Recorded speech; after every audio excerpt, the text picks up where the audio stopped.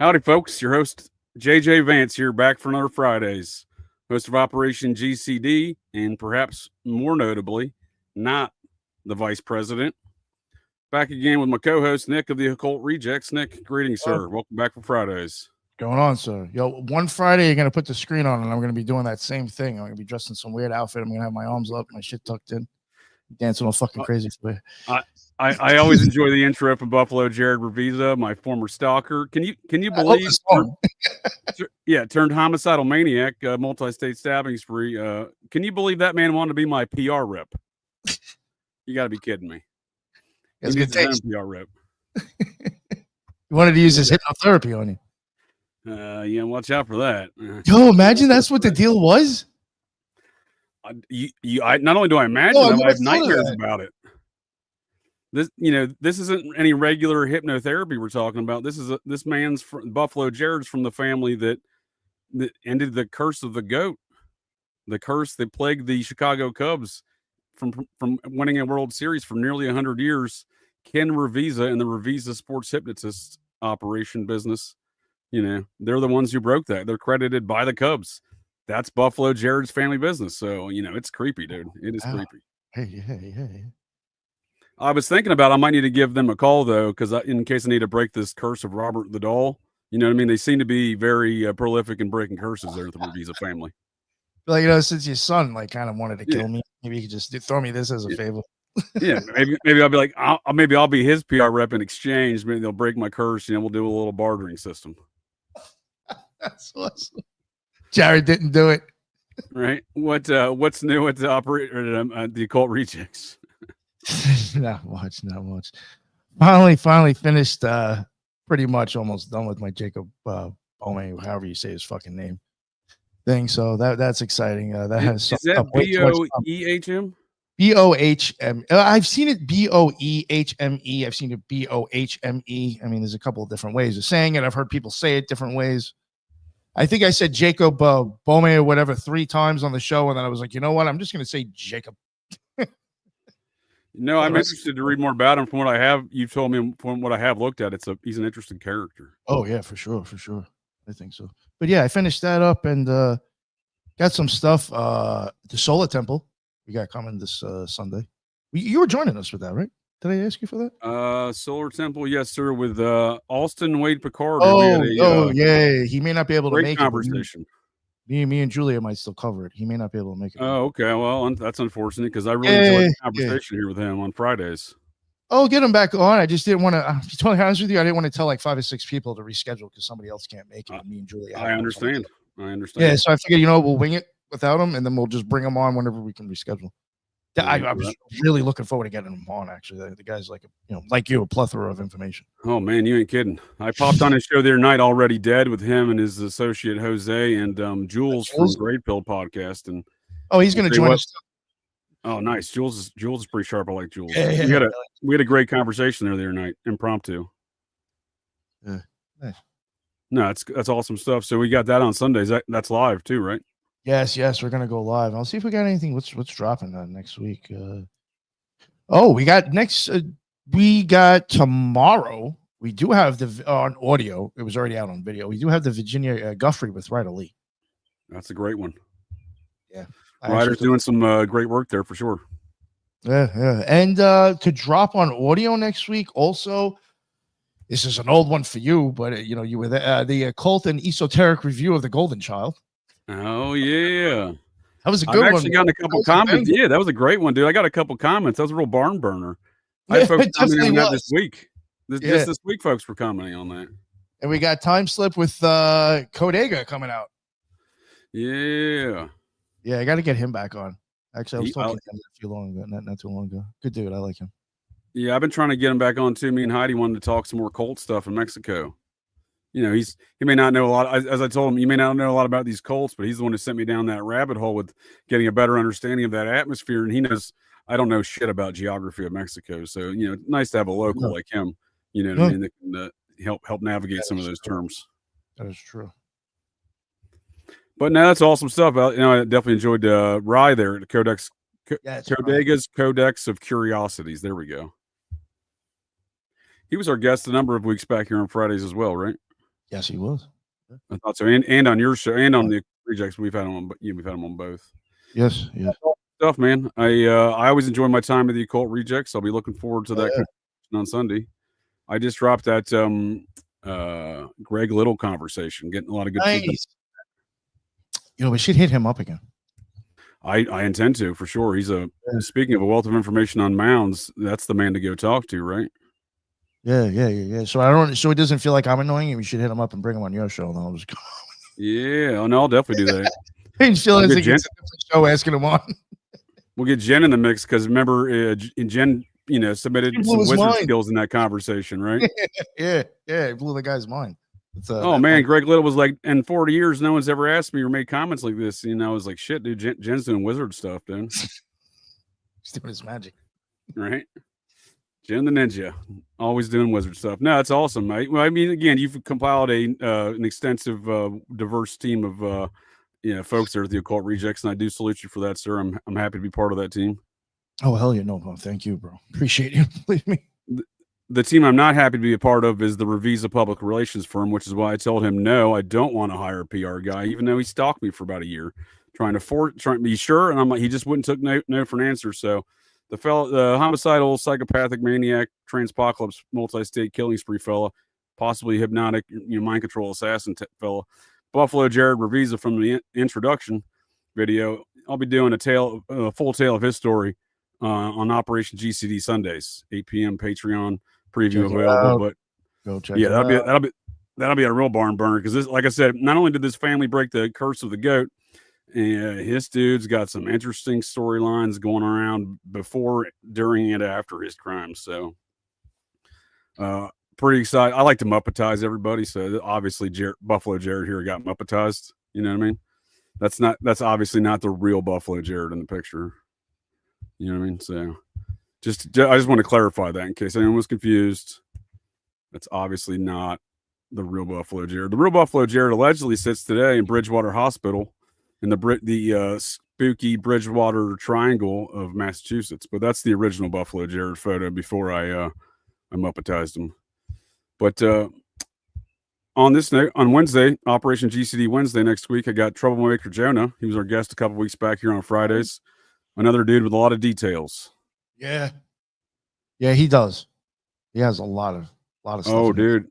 Well, he listened to my last show on Idaho stuff, and he's like, we got to talk more about all these Idaho white nationalist stuff that's going on there, right? So, that would be awesome. Nice. Yeah, he's got connections to Operation Patcon from the Order. The Order is Mark Furman's buddies up there in Hayden Lake. Oh, Mark Furman from the OJ case. Yeah. And also connected to all of this mess is, you may be familiar with the name Israel Keys. He was a serial killer. Yes. He's friends with he grew up with the Kehoe brothers. The Kehoe brother.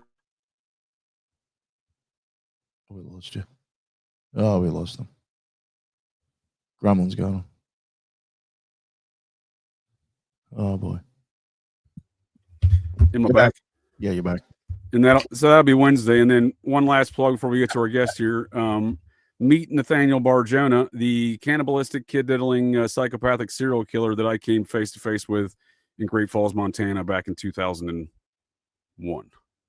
And may or may not have eaten human meat burgers that he served up at the Hardee's on the late night in the summer of 2000 in Great Falls, Montana. So that'll be a real barn burner right there. That's 2 weeks there. Week from this Sunday.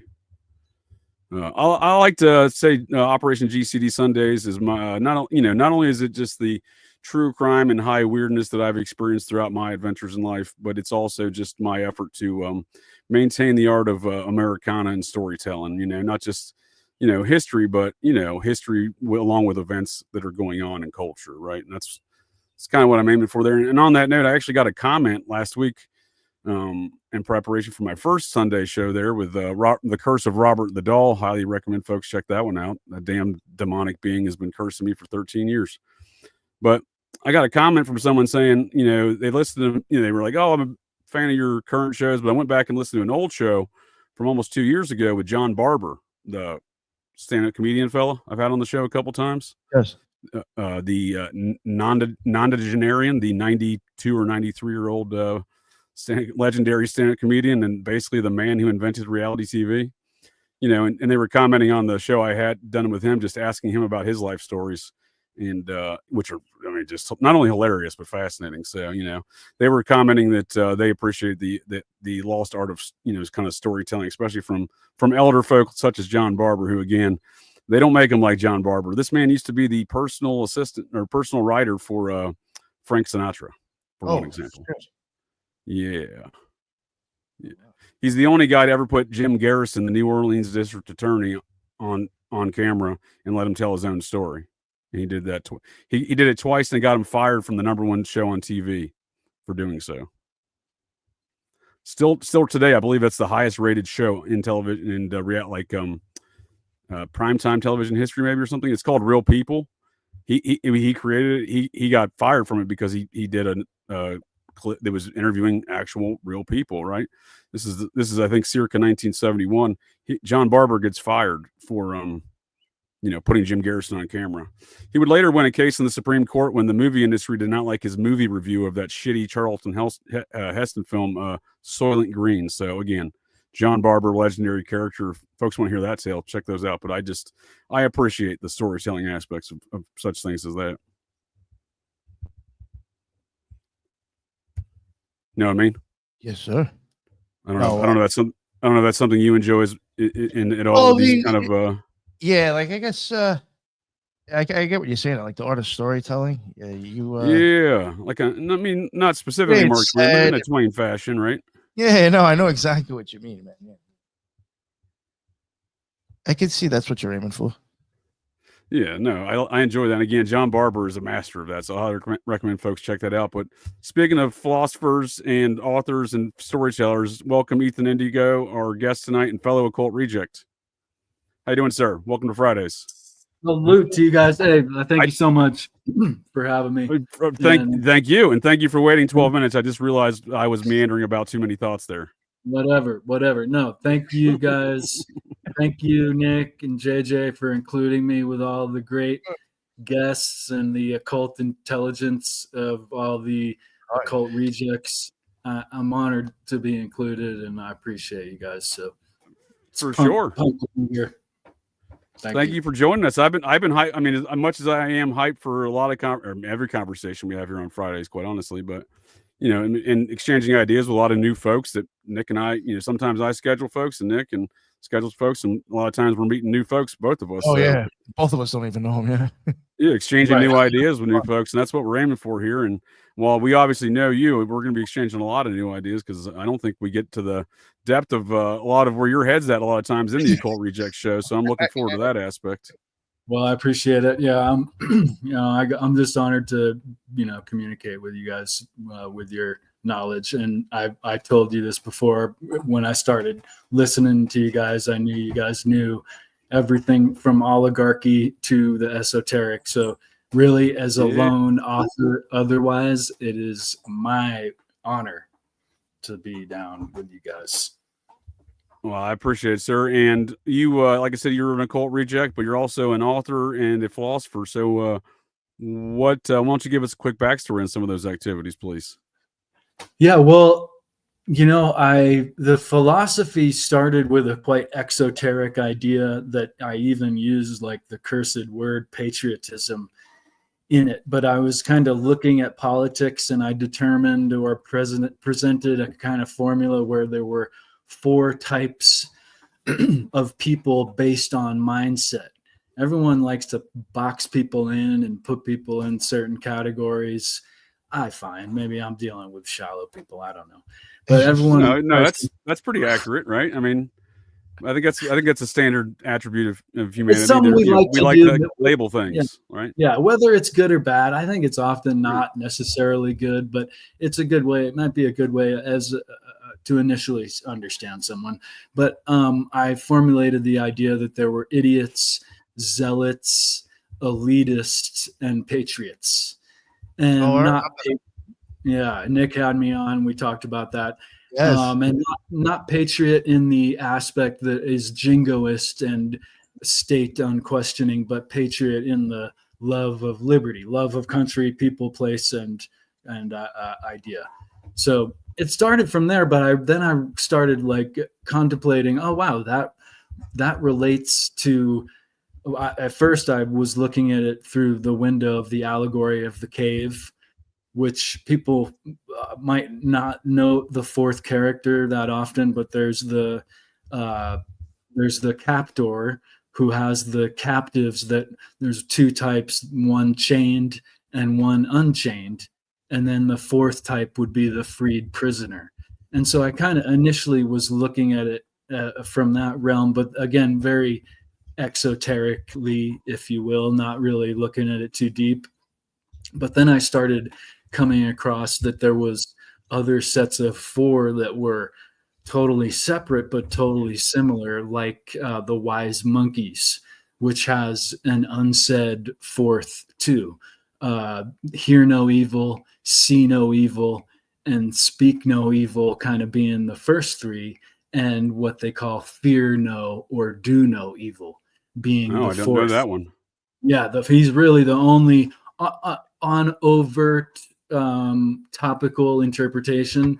At least he's the only one that's sensible, because he stops action. He's fear no evil and do no evil at the same time. It's a kind of crossing reference of both those. So when you're unafraid, you don't react, is essentially the message.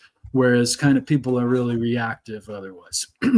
So I later formulated this whole idea based on numerous different fields and modalities of the matrix of 4, which is kind of like my foundational philosophy. And, you know, it's I think really enlightening. It's been a paradigm for me and others that have looked at it.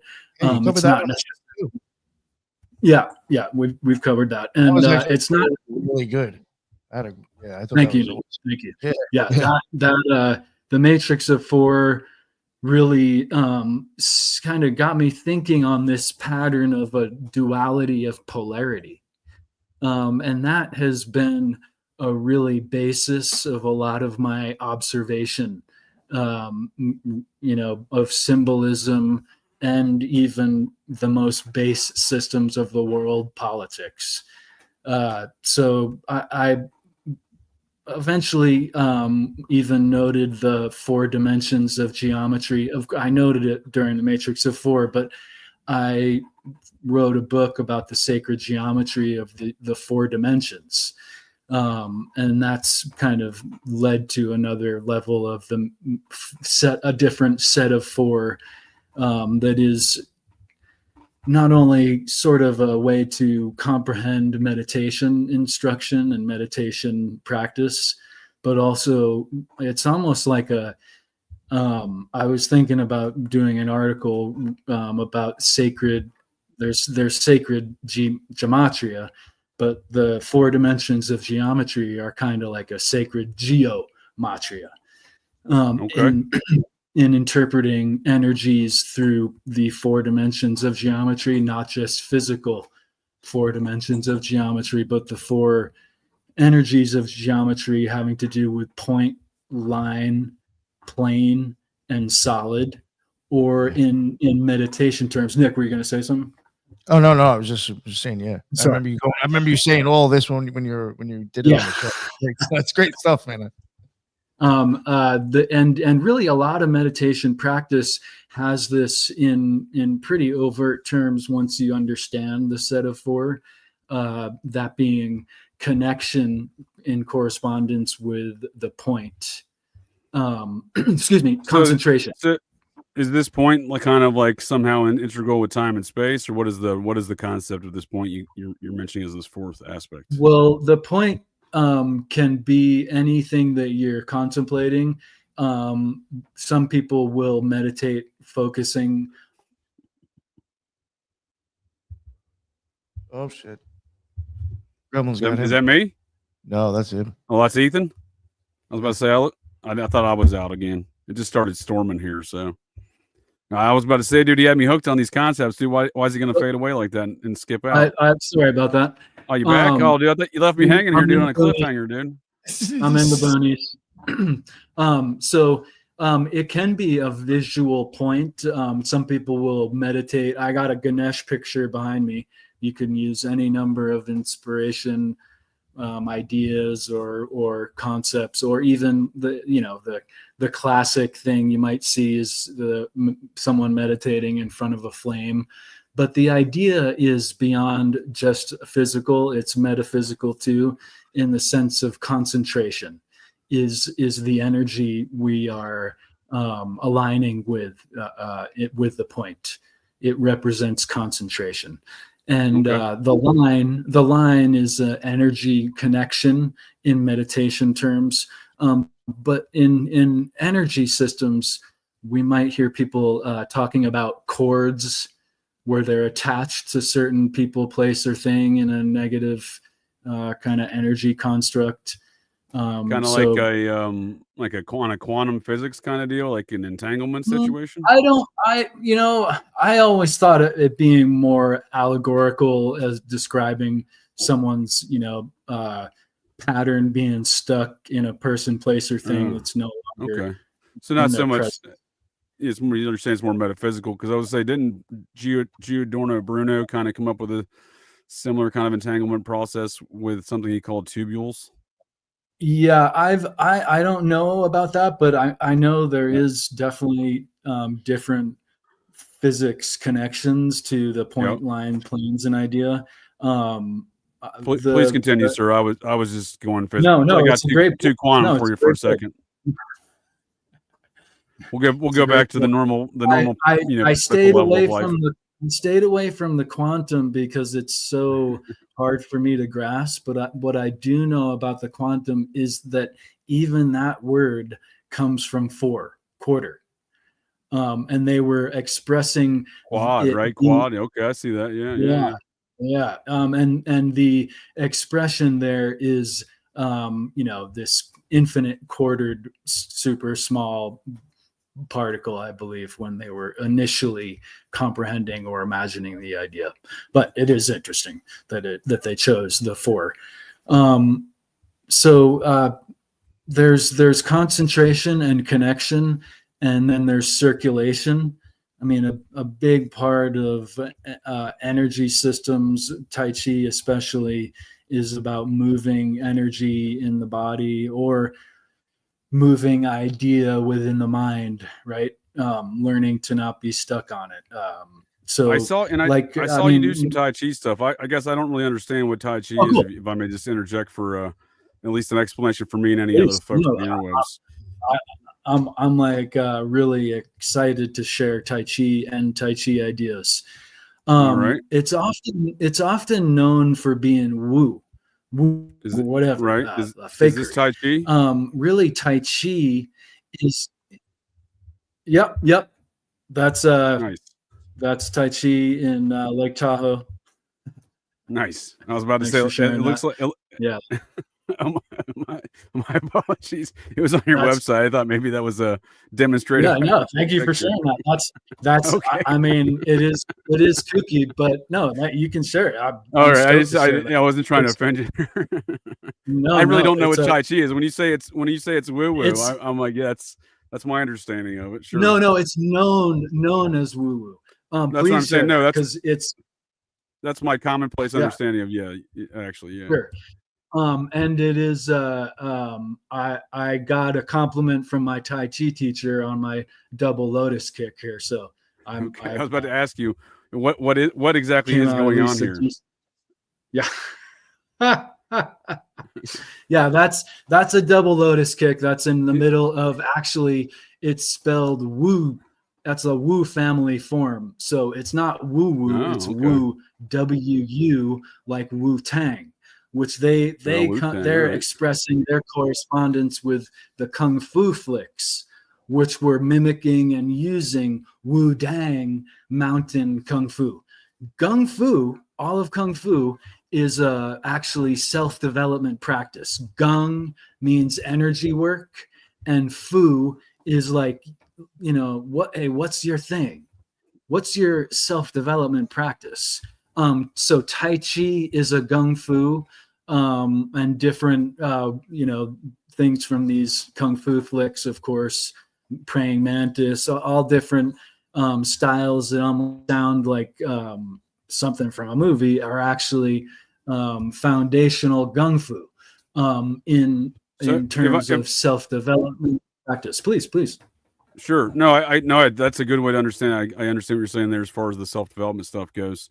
We have a question here from the chat, and it's kind of where my head's at too, because this is not Tai Chi's a fluid movements. These aren't poses, right? So this is not a yoga pose thing. You're kicking stuff here. You're not just like lifting your leg up and holding your arms up, right? This is an action move, right? They just happen to get a still shot of you, right? In fact, no, that's a great question. I would not be able to hold that as a still posture yet. Okay. I'm working on it. I was about to say that's skills right there if you could. Yeah. The idea of the form practice is actually that it is made up of postures. So each of fluid movement of the form, often they are noted to be 108 movements. Each of these movements are a posture. And so they can each be practiced in their fullness as a posture, as a standing meditation. The idea of Zen, anything Zen that we might repeat, it actually comes from a Qigong Tai Chi meditation that is a still posture, that is a Zen meditation. Okay, I'm tracking there, sir. I appreciate this explanation. So what I'm understanding then is this is kind of a derivative of Taoism? Yes, it is actually not. Qigong is thousands of years old, and there are different Qigongs, which Gung means development, Qi means our energy, but more literally, it actually means compressed air. So, like, what are these jackhammers? This is a Qi hammer, right? So Qi, at its most basic fundamental, can be understood as compressed air, but it is, of course, energy and so forth. So a lot of Tai Chi is really, and Tai Chi, the name, is actually a misnomer. It's really Tai Chi Chuan. It's not Tai Chi. That's a misnomer. But Tai Chi Chuan does work on our energy system. I know of really hardly any people that practice Tai Chi as a martial art. It is practiced as a Chi development art that might coincide with their martial art, that might make any number of things they do better. In fact, Sure. One of the ways to look at it is that it's not the best martial art. It makes your martial art or your thing better. So yeah, it's not as old as a lot of the Qigong. It is in fact related to many different things. Taoism, you might find some Buddhism, you might find, again, the 108, as the gentleman mentions, the importance of 108 with the mala beads. Yeah, what does that mean? I think you could.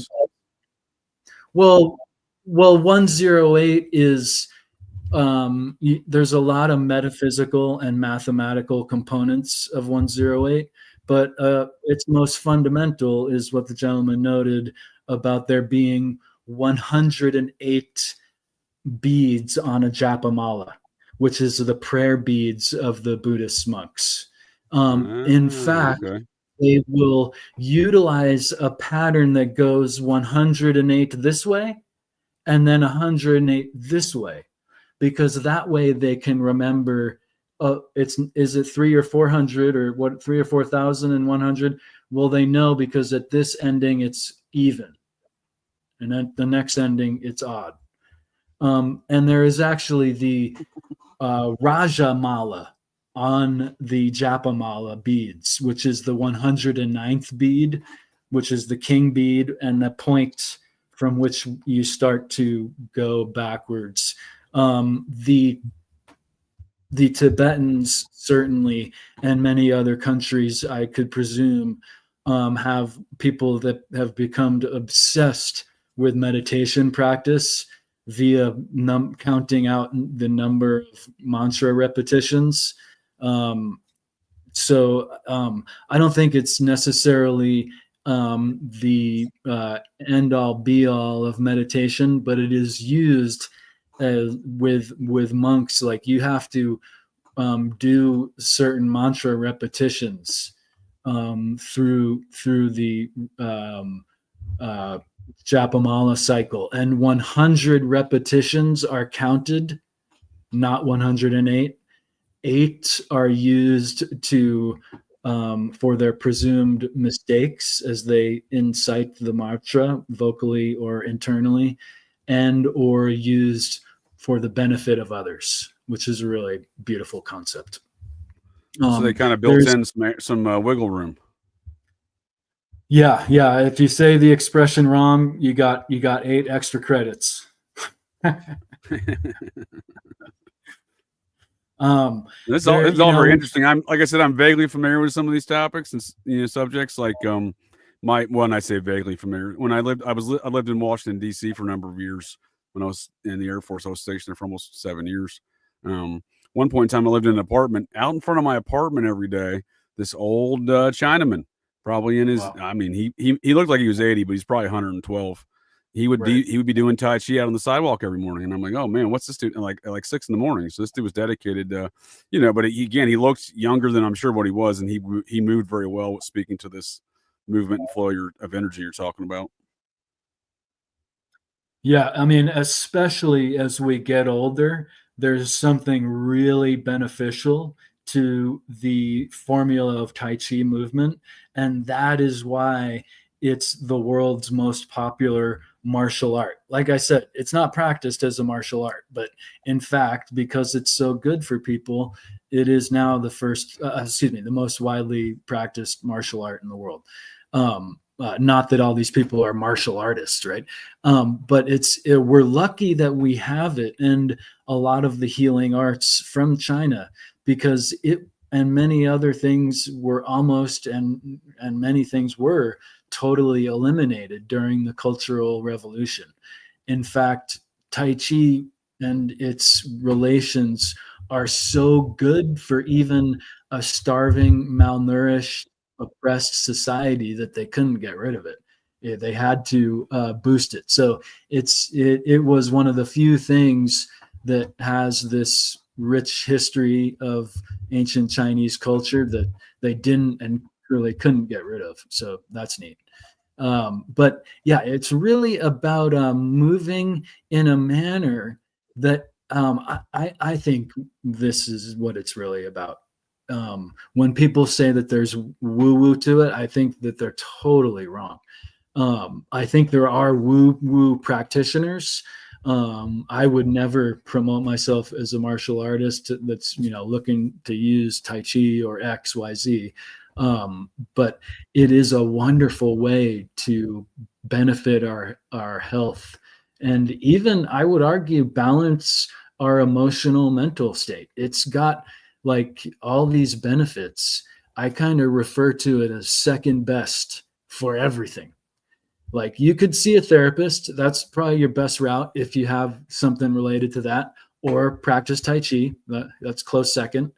You could do yoga. That's the best way to get limber. Tai Chi, close second. You should use weights to get your muscle mass. Tai Chi, close second. And we could go on and on.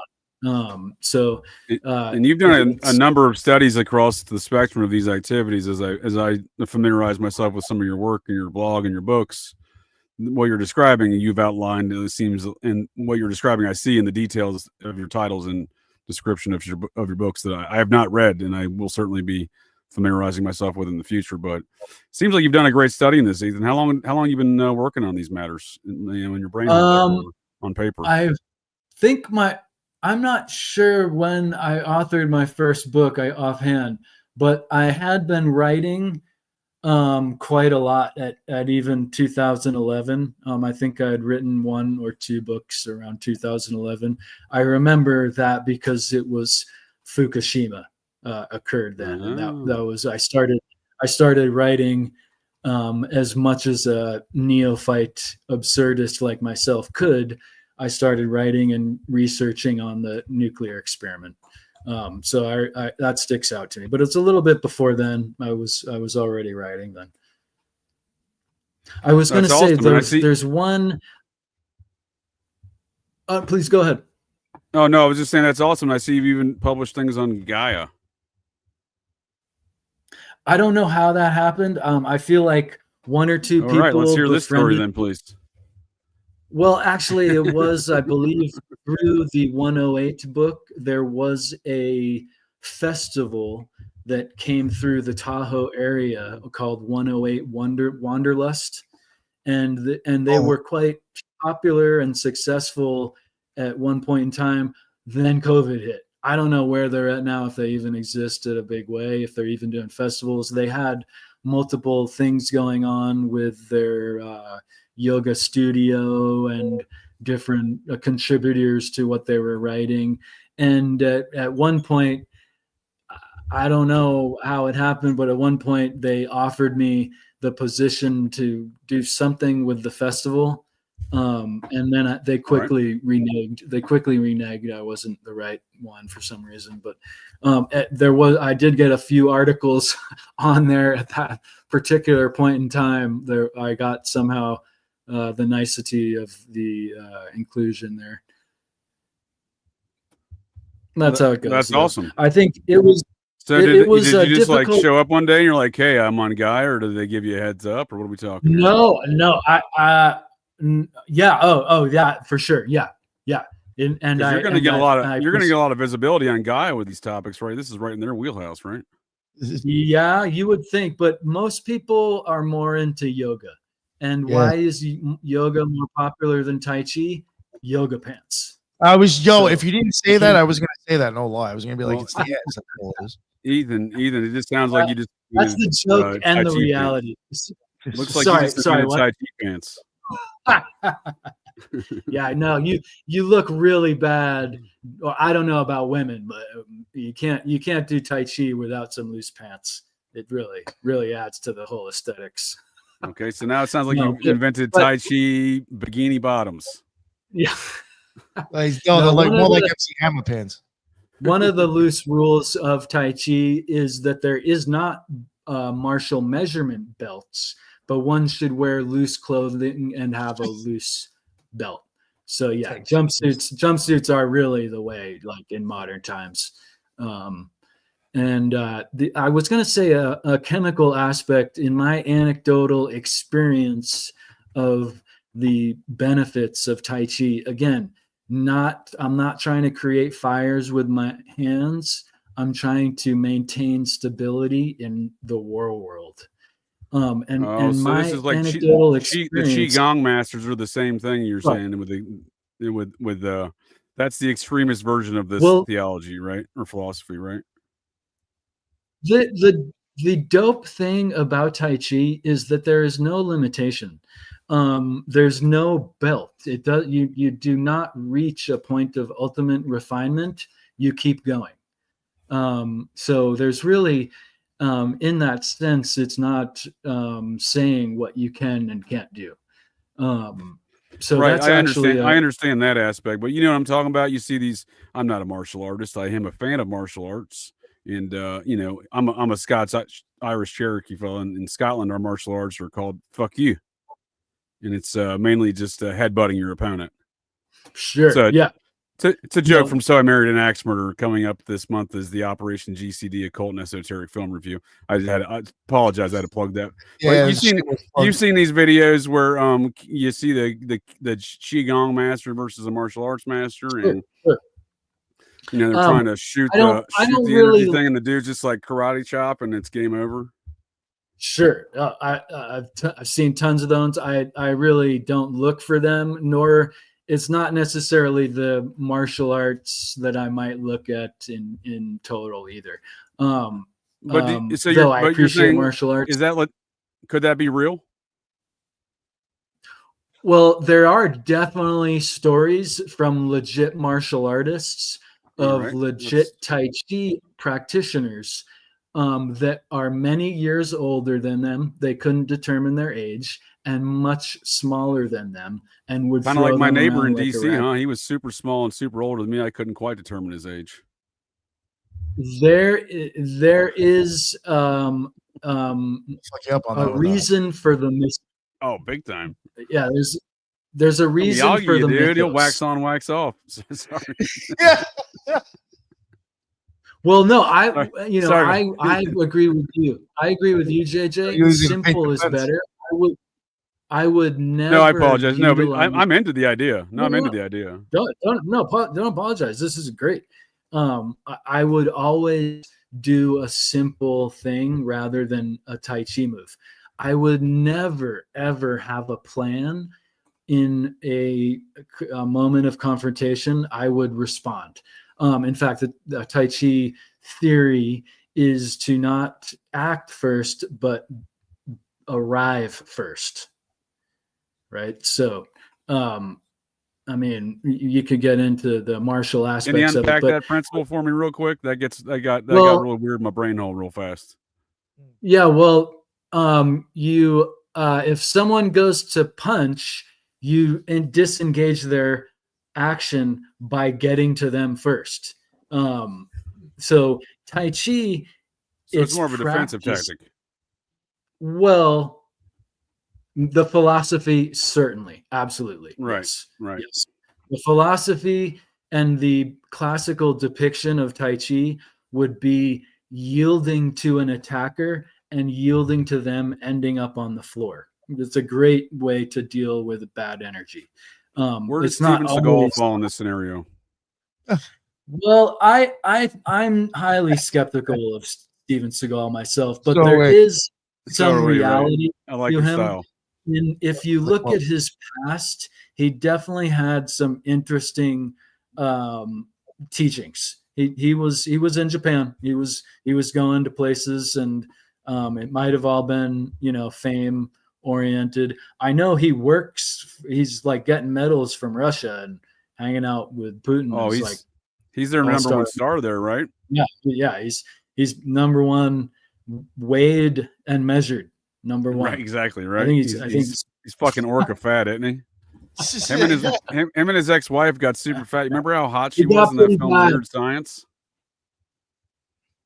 Vaguely. I'll bring up Kelly LeBrock. They were both married at that time. If you look at them now, they're both 300 pounds heavier. Right. Yeah.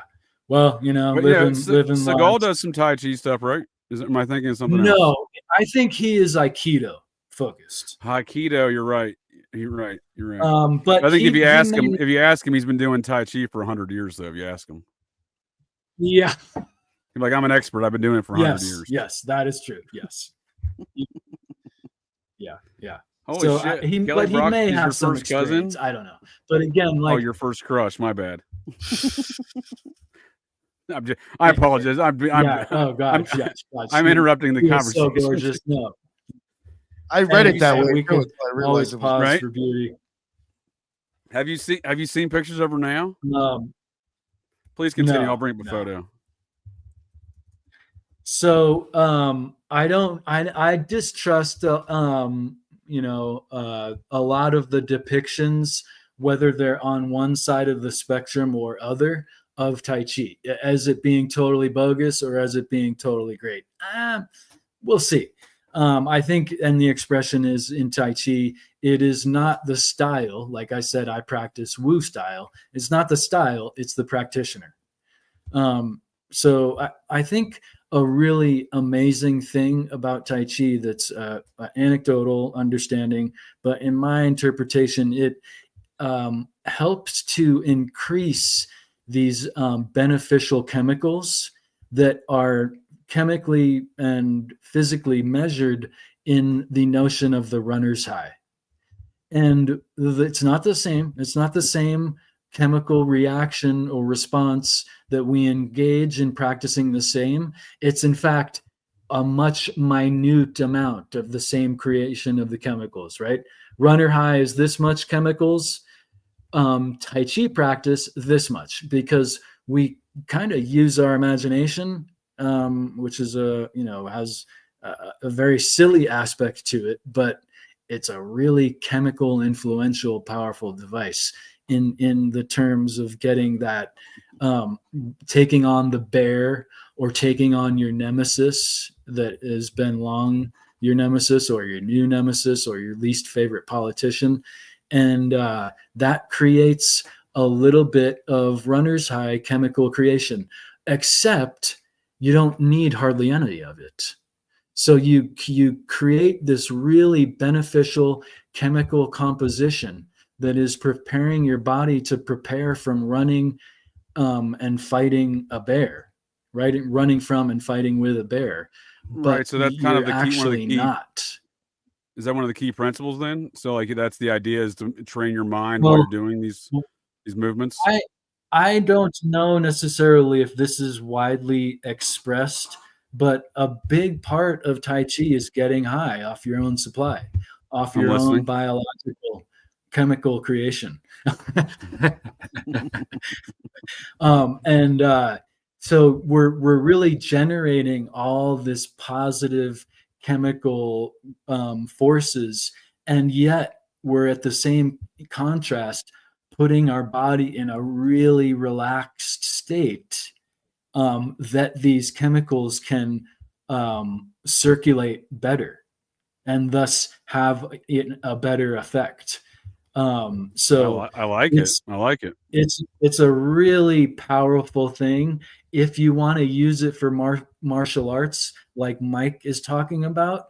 You just include it with a more yang force practice. Tai Chi is definitely more yin oriented, the internal, the softness.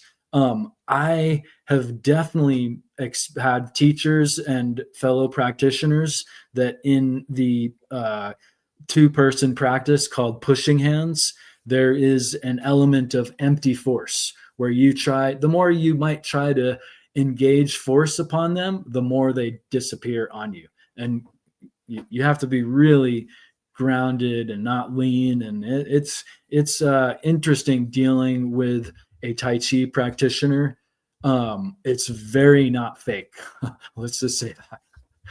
Interesting. So here's a question for you that comes to mind. Yeah. So we mentioned the comparison, or not, not relative, but not the same as yoga, but almost like in the same, accomplishing the same tasks or goals as you would through yoga, but through a different practice, right? So I've been doing yoga for a while, following the practices and teachings of my guru Diamond Dallas Page, DDP yoga, and I do enjoy that. I don't know. I don't know. Are you serious? Or are you kidding? I don't know who that is. He's a former WWF wrestler dude who, I guess, he's created this. It's a great yoga program. I am being half serious and half kidding. I'm glad you couldn't find the difference, Gotcha. and that's what I was aiming for. Yeah, that guy. Yeah. So I never got into wrestling, but I heard this dude's story about how he built this yoga stuff to overcome some injuries and stuff, and I've done it before, doing it again right now to overcome another injury I just recently had. So blew up my neck a couple times this year. Dislocated my jaw earlier this year. That was fun. That was always a good time. Done that before. Played that game. Breaking up a dog fight. Damn dogs. But anyhow, I would be, so would this be a proper substitute in place of my guru's teachings, DDP yoga? I would honestly, I always recommend integrating your past practices and your current knowledge and everything about your lifestyle, whether it's playing baseball and sliding into bases or dealing with insensitive creatures on two legs. It's really helpful, and it's one of the most integrative practices, I think. I practice yoga every day, but I think most yogis don't call what I practice yoga, but I don't know what to call it. You could call it Neidan or different Qigong maybe, but I highly recommend this. It's super vigorous and really empowering. the 5 Who's Tibetan rites. Oh, go ahead. Go Sorry? ahead. My lag time over here is terrible, Ethan. Go ahead. The 5 Tibetan rites of rejuvenation are super simple, powerful practice. Kind of has like a legend out of an old book. And I think it might be from Nepal or Bhutan, but the exact origination of it is non-determinative, but a really so this powerful is set. kind of a I apologize, my signal's terrible. We got a storm going here now. You're so good. This is not you don't go to, this is not something you go to a class necessarily to do yoga. This is something you've studied through some practitioner of some old Tibetan practices. Is that what I'm hearing? It is, in fact, so simple that there's no real instruction needed, especially when you I like that. prior yoga experience and even sport kinetic knowledge of body work. Like it is yoga movements that you've likely done before if you practice yoga before. So it's, in fact, I think a big reason why it is not taught is because it's so simple and powerful, and just like, oh, I don't need to learn again. It's not like hot yoga where you need to figure it out, or different cycles where you need to figure it out. It's really just 5 movements done in repetition and a savasana. It's like the most simple thing, but it's really yang. It's really powerful. I find it, I'm basically dependent on it to start the day. On my back? But yeah, the Tai Chi, no, don't be sorry. No. The Tai Chi is a really great way to soften the body. Another thing I've experienced is a whole different way I might deal with gravity, even the gravity of someone pushing me or trying to topple me over.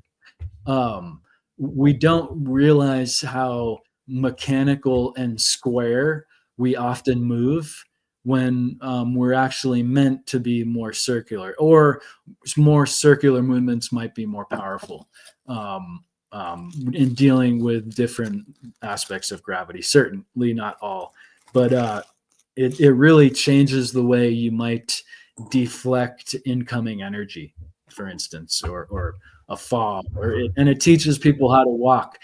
You'd be surprised how much I've shared Tai Chi, and I talk about, remember to, when we're walking, we step heel first, and make sure to not catch our toes. And a lot of people are like, wow, I never thought about that. I needed that. And so it's like really simple, but it's really, I wouldn't say complicated, but refined as well. But yeah, it has so many positive effects, and that's why it's popular, not the woo. I swear. And there are notorious woo woosters out there, I'm sure, definitely in yoga and definitely in kung fu and so forth, but it's really meant to be practiced alone. And that's maybe the complication of sharing Tai Chi, is that people really have to do it themselves, right? Like it's with the personal alchemy, development aspect of it, right? It's understanding oneself, right? Yeah. Well, it's interesting how much you can think about when you're learning about just a really simple articulation. You might realize how clumsy you're moving when you try to mimic a refined movement that you're learning. You realize how much that you can refine. Not that we are all clumsy, but we're actually all athletes, right? And I so, move like a cat, sir. So I understand what you're saying, but I mean, I always land on my feet. That's Tai Chi is all about the feline energy, and notoriously attracts the cats. And animals, I find they love to observe humans practicing Tai Chi, and they almost are like, That's funny. This is what humans do. They just are kind of It is a weird response you get from it, almost, honestly. Now, Because I appreciate the usually way you we break just are that down. walking firmly. Yeah, Oh, it's no, go ahead. interesting, right? We're usually walking We got a firmly. delay going here, so I apologize. Go ahead. No, this is great, because we're usually walking firmly, or maybe we don't even walk, and the animal just sees a human kind of swimming in the air, and it's very bird-like too. The birds are like, can he fly? So, I mean, it's a really like amazing chemical process. And yeah, it's got a just really, it's the one thing in the world that I found no hangover, all benefit. Interesting. No, I appreciate those comparisons. I definitely enjoyed the breakdown there. I thought you were going to tell me that at one point your yoga guru was Macho Man Randy Savage, and I was going to obviously sign up for that program. Isn't he dead? I did the 3D holograms of at Macho Wanderlust. Man I met. Yo, he's boys. At Wanderlust, I met some kind of. Sorry. Well, I'm lagging now. Sorry. Sorry. Go. What did you want to say, Nick? Macho Man was friends with Marilyn Manson. Come on, was he really? Yo, you can find pics of them together. Must be the coke, right? Must be the coke. Yeah, I think there was a special. There was like a wrestling special that was going on for like a few months where they were like doing like certain wrestlers, and I think there was like they were even showing that how he was friends with them and stuff. Yeah, I think they were like, oh, he was friends with, like showing his wide range of like, people he was friends with and how he could fit into everywhere. I think they even like show like from this to that, whatever. I mean, he was a hell of an athlete, but he was also a hell of a cokehead, obviously, too. So I could see where him and old Marilyn Manson might get along. There you go. I was going to say I've met some and experienced classes with some, famous yogis. I mean, famous in the yoga field. But in my experience, my Tai Chi teachers have always been like Yoda. Like, I found you. Like, it's really hard to find a Tai Chi teacher. Let's just say, it's really beneficial, but there's few and far between the people practice and teach it. And why do you think that is? Is it just a lost art from an older generation, or what? Not no one's appreciating it anymore?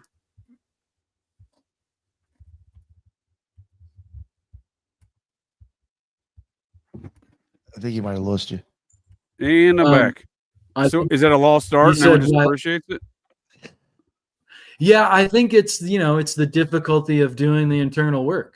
Like, here's the no one wants to do it. Here's the work you got to do, and you got to do homework. You should work your way up from 20 minutes a day to an hour, and I'll see you next week.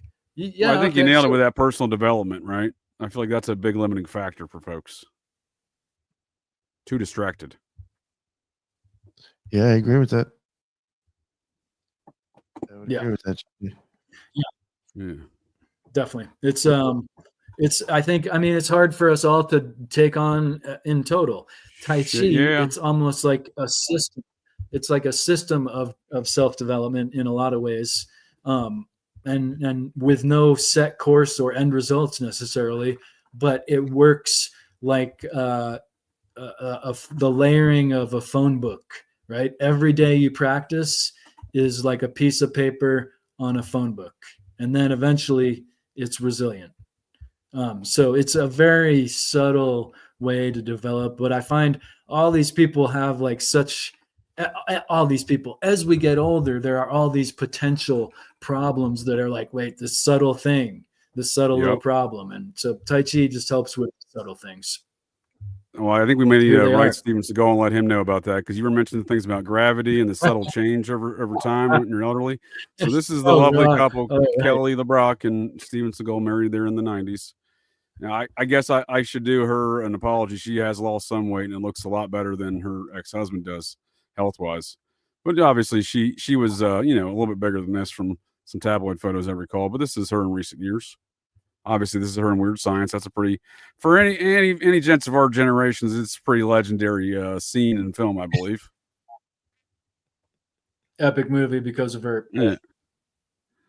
Well, that and Bill Paxton, not Bill Pullman. I don't think it's Bill Paxton. He gets turned into a giant turd. I mean, who's not going to remember that? That's hilarious. Yeah, that was classic at the end. Great film. So Steven Seagal obviously looks like not only did he eat the old Steven Seagal, but he's eaten that Steven Seagal as well. So there's been 2 Steven Seagals eaten to achieve this. I mean, look how fat he is, dude. Wow. He's eating 2 of them. Oh my! Look how fat he is. This is in Russia, by the way. He's the king over there, I think. Yeah, he is. What is going on with that hairline? What is happening here? Oh, that's fake, right?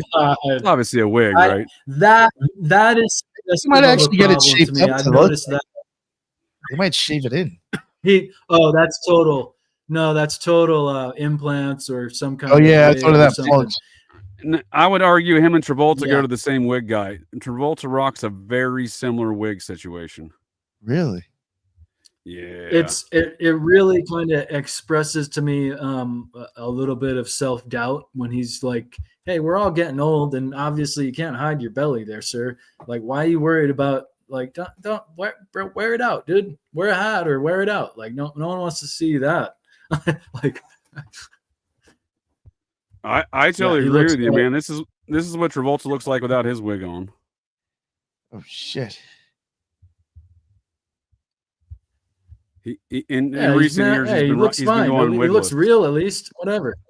Right, but I'm saying in recent years he's been going wigless. You know what I mean? Who needs hair? Mm-hmm. I agree. Just being real is great, but I mean, I think he's a complete weirdo with these wigs, right? Weird. Yeah, it's very, very stark. I mean, look at that. You look like a complete weirdo putting a wig on like that, if you ask me. But it has that same, and when he has a different wig that's very short hair, and it looks a lot like the one that Seagal rocks as well. But on that note, yeah, I mean, that's way less worse. Well, I'll find you the bad one. On that note, look how fat this dude has gotten. This dude's supposed to be some sort of martial artist. Are you telling me that? Not well. There is the idea in Aikido of the practitioner and his uke. The uke is the guy that gets thrown around. And that might be a good phase of learning in practice to learn how to tumble and so forth, but it's not the pattern that one wants to be in as a martial artist. The uke is basically taking that turn into a flip and flop. So you don't want to be the uke. Oh God, bad. I think Steven Seagal misunderstood that, and he thought they said dookie because he looks pretty dookie. So look how weird this wig is. You see what I'm talking about? It's got that same kind of weird. No, that does look similar to the Seagal. Yeah. One. I've been tracking this dude's activities for many years. He's a complete weirdo. Yeah. Yeah, no doubt. I have no idea what Steven Seagal does in life, but I cannot imagine it's anything normal, right? That dude's in some weird shit. I promise you that. Yeah, the overt luxury in Russia is so what we would call like 80s tacky. It's just beyond the pale, from what I understand. Oh well, yeah. I mean, you got to think that they never really got anything American until the early 90s, right? So they kind of went through all of the American culture at once, right? All those decades of culture kind of got dumped on them at once. It's gonna create a weird environment, if you ask me. Gosh, right? Yeah, good point. From genes to the modern day mafia. If you're dropping the 60s, the 80s, and the 90s on them at once, dude, forget the 70s. Everyone else did, but if you drop those 3 decades on them at once, dude, what's happening in life, right?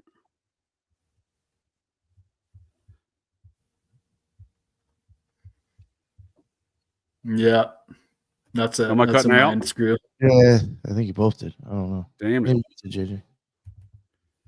So, I'd ever tell you about the time that Travolta got a little too handsy with me one time in a secluded airplane hangar, Ethan? I had a Travolta story too. Is that Let's really hear it. you and Travolta? Yeah, it's me as a young staff sergeant guarding that there stealth fighter, and me and my team. I went to an event at a museum in Maine, and my friend had noted that he might show up. I was clueless. I guess she was like, "Oh, he was totally, he was looking at you." I'm like, "What?" Yeah, he's I super didn't into even know. dudes. Right, of course. And she knew that then, and I was just like, kind of clueless, like, oh, Travolta's gonna be there. I want to meet him. But he was so DL. Like I didn't even. I looked right at him. I didn't recognize him at all. I was told later that was him. He was so inconspicuous. Yeah, I recognized him immediately. Sadly, I also was yelling at him with a large gun in my hand, telling him to get his damn hands off my aircraft. So Classic. he was the master. He was the master of ceremonies at the Dayton, Ohio airport air show. So not a military base, civilian airport. We had that from like Thursday through Sunday. It was the airport air shows multiple days. The main event was on Saturday. He was the master of ceremonies. No one told me. And it's me and 5 of my guys out there, and we're mainly just guarding that. But we have other Air Force aircraft that are on the ramp. So I have a golf cart, me and another guy have a golf cart. We do some rounds, check out the other aircraft from time to time, right? But for the most part, we're all just hanging outside that hangar next to the stealth fighter, because that was the main priority. And in fact, this night, a couple of my troops brought that movie. This was July of 2003. A couple of my troops brought that film Basic with Samuel L. Jackson and John Travolta, which was fairly new on DVD at the time. Y'all familiar with that one? No, I've never heard of that. Oh man, it's a Scientology special. There's a lot of Scientologists in it, but you ever seen it? No. Ethan? What is it about? Basic training? It's about a murder in Panama in the 90s at an army base, I believe, if I recall correctly. I haven't seen this film since that night, so let me see if the details are correct. I can't recall. Yeah, I can't recall. Well, I don't either. So let's take a journey back to July 2003. We don't have a DeLorean tonight, but we'll do a quick shot here. Yeah, Basic is a 2003 crime action thriller directed by John McTiernan. Yada yada yada. Travolta, Samuel L. Jackson. I know Ravizza's in there. He's a Scientologist. Okay. During a live fire exercise in the jungles of Panama, a team of Army Rangers trainees is led by instructor and Master Sergeant Nathan West, Sergeant Ray Dunbar. West is why don't they tell me who's the actor here? Anyway, there's a murder, and then they bring in Travolta, who's Army CID, to investigate stuff, and it gets real weird like that. It's actually a decent movie. It was kind of a flop at the theater, though. It didn't do well, looks like, box office wise. Yeah. Yeah. So it was March of 2003. Yeah. So the DVD came out literally like that week. Sheer happenstance, I suppose. But so we're watching it that night. They're watching it in the hangar as I'm out doing my rounds, right? And that's when I see someone touching some aircraft of mine, and no one told me about it. We're in a restricted area on a civilian airport, and so I pull up there in my golf cart, hop out, start hollering at the guy, "Get your damn hands off my aircraft." It was a guy, a lady, and a child. It's midnight on a Friday night. And the guy turns around. I immediately recognized it was Travolta. And I was like, "Holy shit, are you John Travolta?" And he's like, "Yeah." And he's like, "That's my plane." And I turned around. Comically, there's a large 737 right behind me that I definitely didn't see as I pulled up. And that's his personal aircraft. He had just flown in. And again, no one notified me in my security area of this, because the airport cops didn't like us. So by all means, no one was going to help in any capacity by notifying me of folks coming into my area, but they wanted to come in and see the stealth fighter, and I told those fat bastards, no way, it's a secured area. So when they saw me bring Travolta in there, they threw a bigger fit later, and I was like, oh, you guys can go fuck yourselves, I don't care. So so no one told me. So then I felt bad, and I was like, oh shit, that's your plane? He's like, yeah, I just flew in, I'm the master of ceremonies. And I said, oh shit, my apologies. And the lady and his the child was his publicist and her son. So it was late. They left. I said, I felt bad. I said, why don't you all come see the stealth fighter and come meet my troops? They'd love to meet you. They're watching. I said, they're watching your movie right now. And they go. He comes over to the hangar, and I was like, man, this dude's a nice dude. He came in for like an hour and a half, demanded on taking photos. I did not want to take this photo, by the way. The awkward look in my face. Awkward look in my face is because I was standing about 2 feet over from him, and at the last second, he put his arm around my neck and brought me in real tight. And then I pulled away, and I felt bad because he looked at me weird. So I put my arm around his arm just to make him feel a little bit better in life. But he was a nice guy. Otherwise, he signed autographs on like that DVD and stuff of my troops that they were watching. But I did feel bad for armed folks. You know, I wouldn't point my gun at him, but I had a rifle. You know what I mean? Like it. So, he was touching my aircraft. I didn't appreciate it because no one told me. But anyhow, so it was a weird event. You didn't know. You didn't know someone was supposed to be there. Yeah, that's he understood, like I said, he hung out for like an hour and a half. So, and then years later, I saw them tabloid articles, and I was like, you know what? Maybe he wasn't just a nice guy. Maybe he thought he hit the jackpot that night. You know what I mean? He's like, what do you mean? He's like 6 young strapping Air Force military police officers in a secluded airplane hangar on a restricted airfield on a Friday night. He's like jackpot. You know what I mean? That's kind of how I felt about the situation later, because apparently he got real aggressive with those numerous male masseuses over the years. And I'll tell you one thing, he got a little aggressive with me in that photo, and I at the time I didn't really appreciate it, and I just thought he was an overly kind gentleman at the time. Yeah, well, it makes me think. Have you guys heard the story about Jackie Gleason? I'm listening. I like some old Hollywood tales. I'm not familiar with this one. It could be total BS, because check out what it's related to. But there's a story of how Jackie Gleason was fascinated with the UFO topic and phenomenon, and he even, I think, had a house built in the shape of a flying saucer. I've heard that. Where was that? Heidi was telling me about that recently. I think LA. My mistake, though. I don't know particularly, but I assume it was in California, Southern California. But he had a whole library on the topic, right?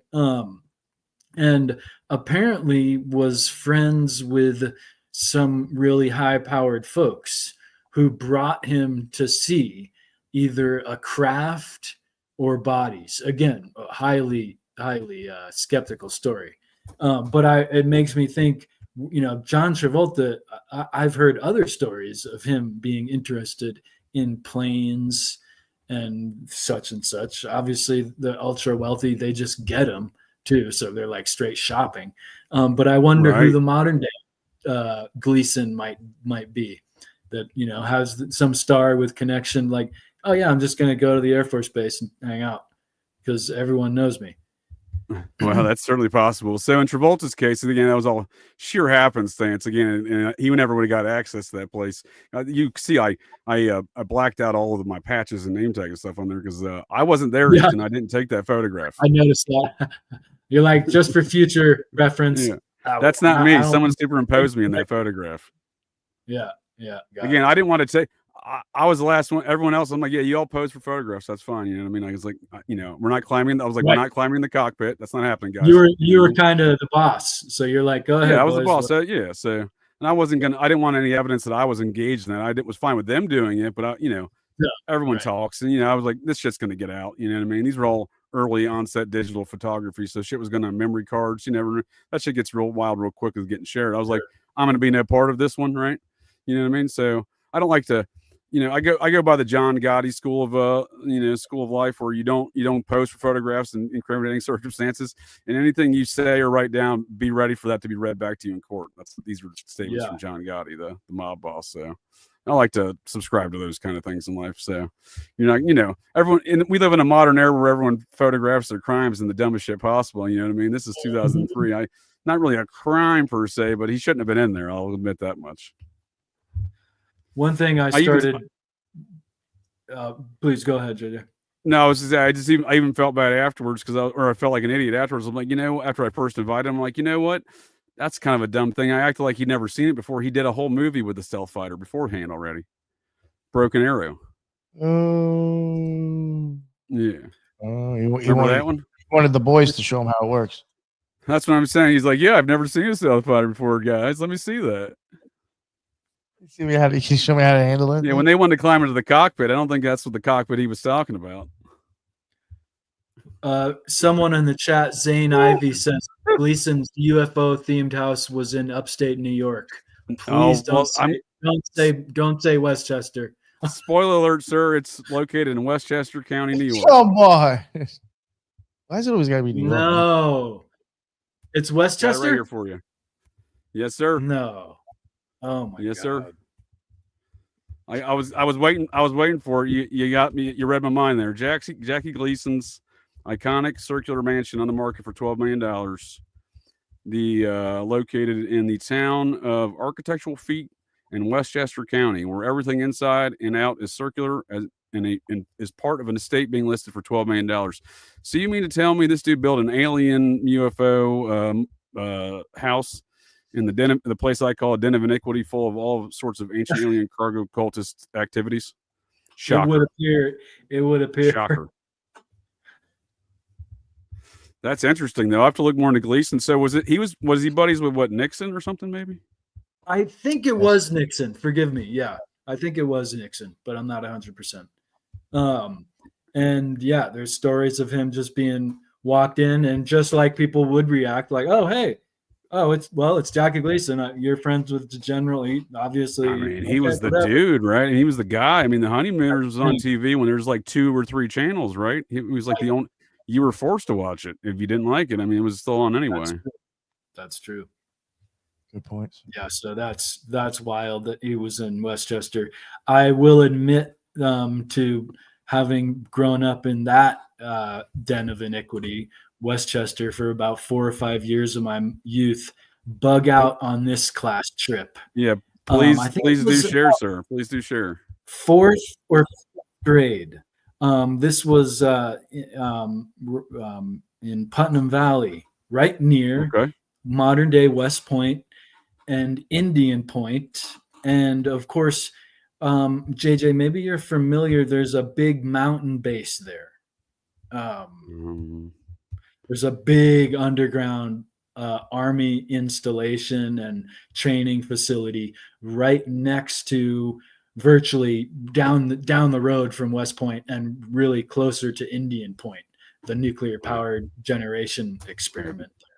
I have no idea, actually. This is brand new information. Please continue. Well, do you want to look up what that is? I forget. I think it's still in existence. I'm working on it right now. Yes, sir. Cool. I forget the name of the mountain base, subterranean mountain base, right next to West Point and Indian Point. There is, so it's not like secretive or anything. And we drove right by this mountain base. I forget what it's called. JJ will know in a minute. And went to Indian Point nuclear power generation facility for a class trip. And it was a total propaganda show and propaganda tour of the nuclear power plant, which of course they stopped doing because they gained some sensibility. But that was which power plant was this? Indian Point, upstate New York. It is I think it's now shut down, but keep in mind every shut down nuclear power plant has on-site storage. It is just not producing energy anymore, but it might still be running. Right. It's decommissioned, but you're right. It's still kind of being in a hold status, right? It's got to be. And actually, It's the oldest nuclear power plant formerly operating now in the U.S. Are you talking about Camp Smith? No, Indian Point. No, the military base there. Oh, it could be Camp Smith. Excuse me. Sorry.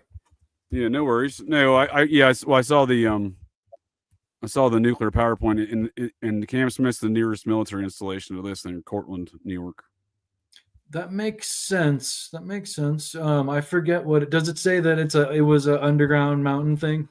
Well, it makes sense to me that it would be. It was 1,500 acres and it was started in 1919. So this would have been a time where they'd start doing these kind of burrowing into these mountains on the East Coast. Yeah, it was one of those. Just an interesting, martial. No, and it's connected to West Point because it says they use that for training center. Yeah, so of course, which makes complete sense. Yeah, it's the Smith Mountain Lake. Does that sound right? Yeah, I'm sorry, I can't remember it all. The name that doesn't ring a bell. But it must be. That's interesting though, because I didn't even know that stuff was going on in Westchester. So you're bringing a lot to my attention here. Oh, good. Well, I'm glad. Like I said, my origin story is from just across the border there in Ridgefield, Connecticut, but where my family goes back a long ways. But I only spent a few years of my life there. Sure. And I went to an Army Navy game at West Point one time. That was thrilling for a little kid. And I was going to say that the Indian Point nuclear power facility is, I think, one of the few that is built on granite. Of course, New York is just all granite, right? Especially that area anyway. So it's probably one of the more stable facilities that there are. Yeah, there's definitely a lot of quarries up there, huh? That's some of the best granite up in New England, isn't it? Oh, that's interesting. Running water. Oh, Vermont's full. Vermont, New Hampshire, they're full of huge granite quarries. I mean, that have been long since mined and abandoned, and now filled with water. They're just filled with water. And some of those places, a number of them have this lady in the lake kind of folklore, where this ghostly apparition will jump into the water from some lady who allegedly jumped into the water and died. Sure. I've noticed that's a common trope through these quarries, over the years. I used to do a lot of ghost hunting, if you will, in my summers in Vermont, especially when I became a teenager and had a driver's license. That's a cool area to do that. It's a wild place, dude. Vermont's got a lot of weird history. Very weird history.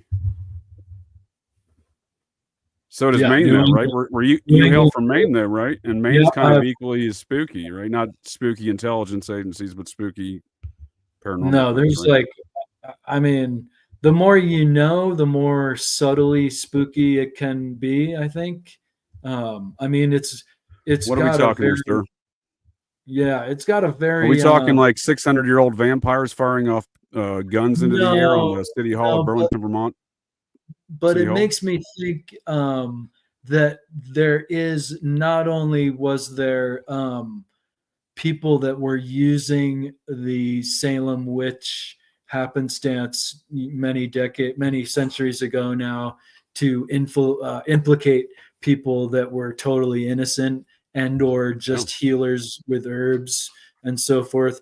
I also think that there were other type of people that were just like light and dark magic. I think that there was a reason for the paranoia that was certainly used and demonstrated against innocent, mostly women too. But I think there is just something behind that in a lot of these spooky places and what was happening then. Like people were running away. What were they running away from? A lot of them were running away because the royals were implicating them and they were practically innocent, if not totally innocent. But some of them might have, I feel that's how it works with all these systems is I don't want to say dupes, but people that are doing the topical storyline and then people that are on the underhanded side of things, right? So I think so. I'm of the opinion, and I'd like to hear your opinion. I know a little bit of where Nick stands. I'd like to hear where he stands as well. You brought up the Salem witch trials, and I think that's a very integral moment in the occult history of America, and I can get into that here after we share our thoughts. But I'm of the mindset that there was both a satanic panic, if you will, for the witch trials, and some of that shit was obviously executing innocent people or folks doing herb stuff like you're talking. And then I'm also of the mindset there's some weird shit going on there. Yeah, that's what I meant. Yeah, I completely agree that there was the people that used that sentiment, if you will, as we can see today on different topics, not necessarily witchcraft. But there were also people that might have been doing inappropriate things that could have been, whether it was entirely perceived as dark or there was some darkness to it, maybe not. But I think there's always the gray and the white and the black, right? I mean, I think this is not necessarily true with magical systems, but also just societal workings, right? For sure. Nick, what were your thoughts on the Salem witch trials? I know we've discussed that somewhat offline before a couple times. Yeah, I find that to be a really weird situation. And honestly, you know who would probably be really good to talk about that with would have been Ron, because like some of the things he's pointed out that he's either said or even things like I like kind of looked into after he told me. Things with that. He's a descendant of one of the folks that got murked, right? Yeah, and like he did go into like, first off, I was always questioning like how truthful is this anyway. I did think it was a lot of satanic panic for back then. Like Ethan and you said, I'm sure there could have been somebody doing something weird.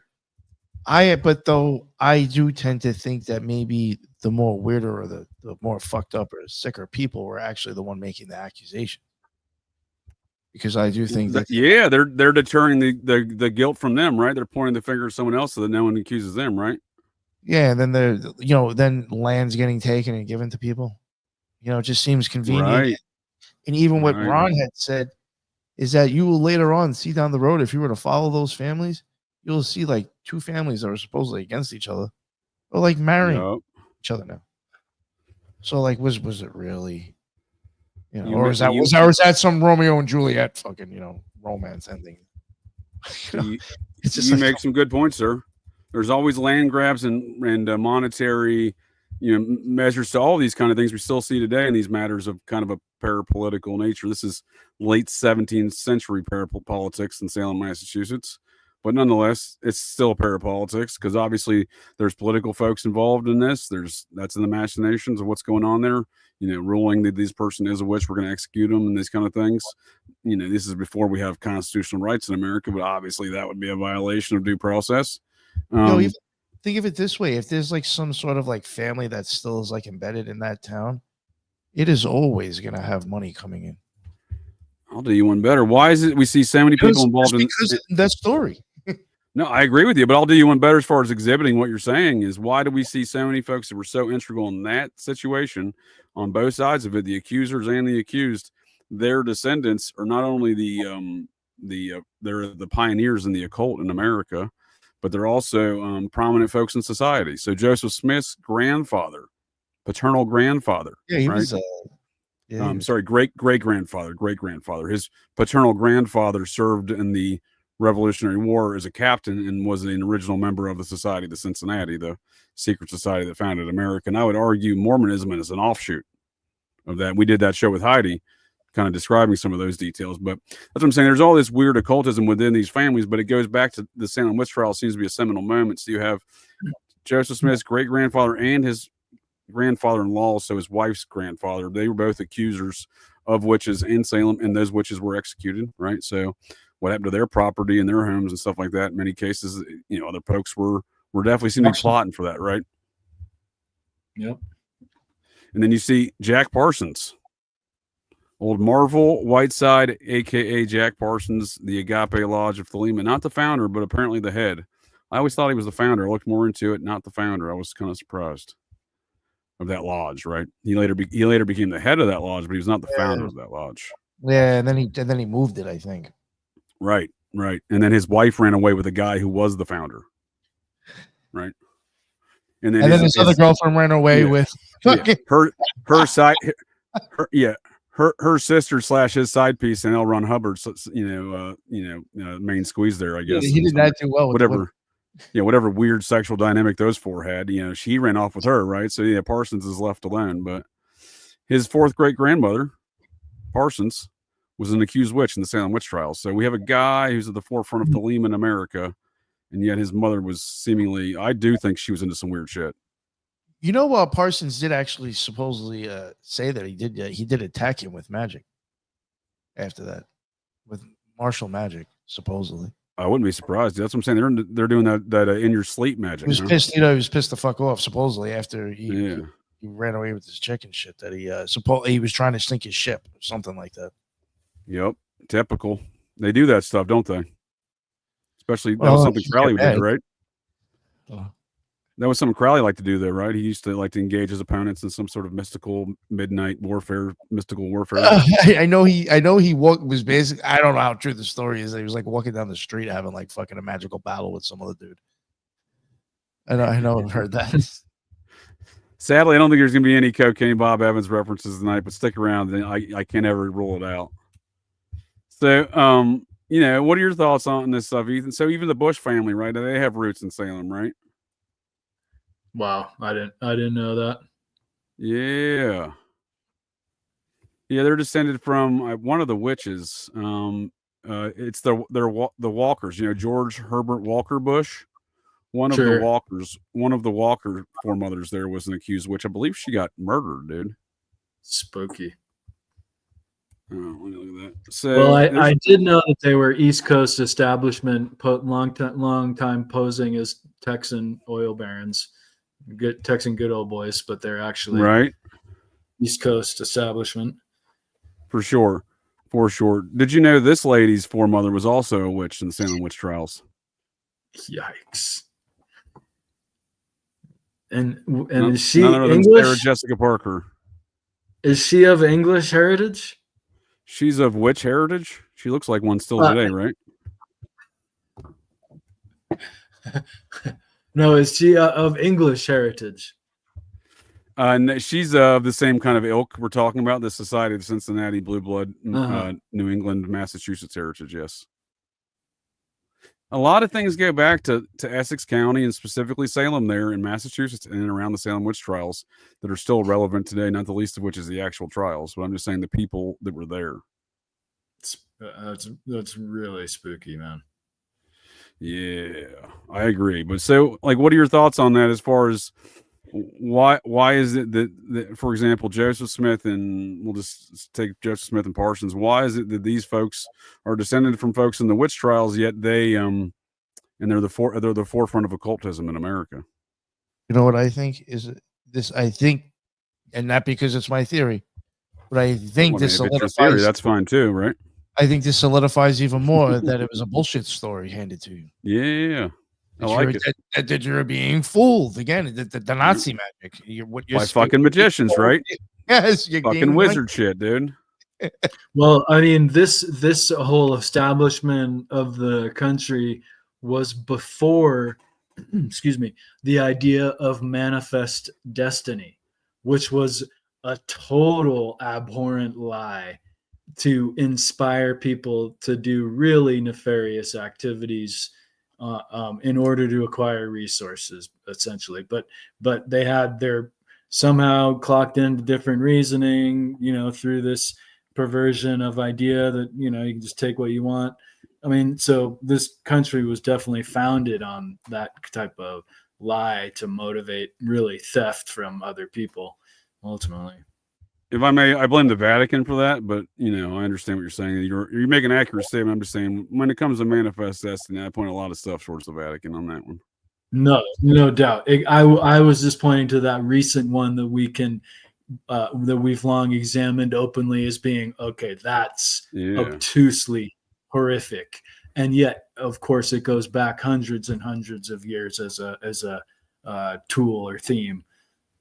And no offense to Catholics, but there's a reason why America was started, and there's a reason why America did not let the Vatican in America, with the exception of those unruly bastards in Pennsylvania. The only colony that permitted the Vatican was Maryland, which they started. So go figure.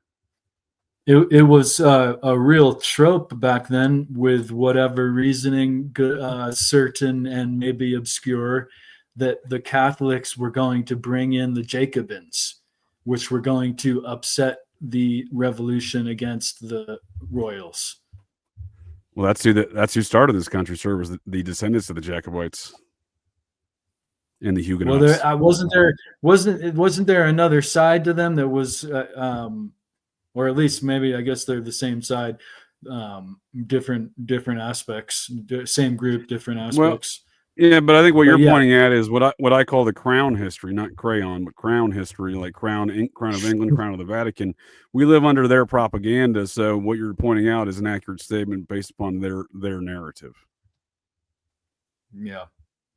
Yep. Yeah. So I mean, you said essentially this. Forgive me if I put words in your mouth. But that even though we might know the names of individuals and their occulted groups, it really comes down to not their name, but their persuasion and their action. So, yeah, I mean, for sure, if you said something, for sure, yeah, I agree with it. No, I mean, I'm sure I've made statements to that stem, and that's certainly something I agree with, and I have said before for sure, because I mean, I just judge folks by their actions, right? You know what I mean? So everyone can tell me that Andrew Cuomo was the governor of New York and he's a Democrat and he may be doing Democrat National Committee activities and following their standards. But the Democrat National Committee did not tell him to get these giant nipple piercings. And he's adhering to some protocols and rules that are, outside the standards of the DNC. You know what I mean? Do you see that? Do you see her make that delineation? Well, I mean, he holds a distinction to being one of the big political losers of COVID. I mean, hardly anyone came out of COVID. We'd like to think that in a reasonable world, sir. We would like to think that this man's trying to put his name in the hat for a presidential run. I seen it, and with those nipple rings, you want me to vote for this guy for president? Get out of town. Nipple bars, dude, get out of town. So I'm not saying everyone with giant nipple piercings like this are in a sex cult, but I would say that it's very common for folks in a sex cult to have these giant nipple piercings. That's interesting. I did not think of that, but that is interesting. Look at these bastards. Look at that. Yeah, and he's showing them off. He's like, this is one of his first COVID press conferences. He's like, hey everyone, check out these nips. Wow, those are huge. Why would you go to a press conference like that, dude? What's going on in this man's life? So the way I look at it, the NXIVM cult took over the politics of the state of New York, both in Albany and on the federal level, a long time ago. And in doing so, they incorporated folks like this fella and his attorney general. So he was the attorney general. Do you think the same groups or different groups might have framed the current governor of New York, or was he just dumb? Yeah, now you're talking my language. So this has been going on in New York for a while because we've seen a couple governors go down like that, like Spitzer, right? I forget what happened with him. He was doing prostitute stuff, and they were just like, "Hey, man, you got busted doing prostitute stuff. You're out of here." So, but nonetheless, that madam that he was doing prostitute stuff with, her prostitute, she's connected to NXIVM. Go figure. So, the Eric Schneiderman, we'll just insert a name here. Eric Schneiderman. I'll look it up. He was Cuomo's attorney general, and Cuomo appointed him the attorney general when he became governor here, right? So he resigns under scandalous sexual circumstances of assault and sexual assaults and activities. Women claiming some very bizarre things, that he would do some weird sexual stuff to them, but then make them go get his dry cleaning, right? What the media didn't report is the proper context of those complaints. The proper context of those complaints are they were part of, these women had achieved the DOS rank of the NXIVM sex cult, where they got branded and were personal sex slaves of higher ranking individuals within the cult. Wow. Does that sound familiar? I mean, I just can't believe that someone would be so pathetic as to join a group like that. But I understand, I guess, the high power players that they're going to format that, but wow. This is no small group, Ethan. This is no small group. So this is, I would allege, this is the fame of people is alluring. I get it. I'm averse No, I'm to talking people. about power. No, I'm talking about power. I mean, I should have said power. Yeah. Yeah. So I would assert, based upon their own admission statements and photographs, that NXIVM cult is the evolution of the Albany chapter of the Process Church of the Final Judgment. For example, their Harvard grad thought leader William Sims Bainbridge, likely a member of the Society of Cincinnati, descended from William Bainbridge the Admiral in the wars of 1776. Anyhow, old William Sims Bainbridge, damn, I forgot where I was going with that when I got on a Society of Cincinnati tangent, my brain hole there, and I lost where I was going with Bainbridge. Oh, he infiltrated he infiltrates the process in 1972 to write this book about this sex cult, in which he did write a book, but then he's photographed in 1978 on his own website. He posted this, and the photographs listed the Albany chapter of the Process 1978. Well, how is that possible? According to Netflix documentaries, the process ended in 1974. So I would argue. I heard that. I was like, isn't that after they were supposedly even done? Exactly. So this is on the dude's own website, right? He runs a process Facebook group. What a boomer. Anyway, that's where this photo comes from. Anyhow, so and he's in it, and they're all dressed in black. It's again years after they're supposed to exist. Anyhow, so if you have a NXIVM, which is confirmed an offshoot of Scientology, and if you have the Process Albany chapter, a confirmed offshoot of Scientology, and they're both operating in Albany, and there's not a turf war for membership or activities, well, then I will tell you one thing that I've concluded is that 1978 group that existed well after the alleged disbandment of the Process Church, well, they evolved in what is known as the NXIVM cult. Yeah, in my opinion. The names may change, but the games remain the same. Precisely, because they're still using that same e-meter, except for the Process calls it the P-scope. And NXIVM was using that as well. So the Scientology e-meter. So Kirsten Gillibrand replaces Hillary Clinton when she becomes Secretary of State.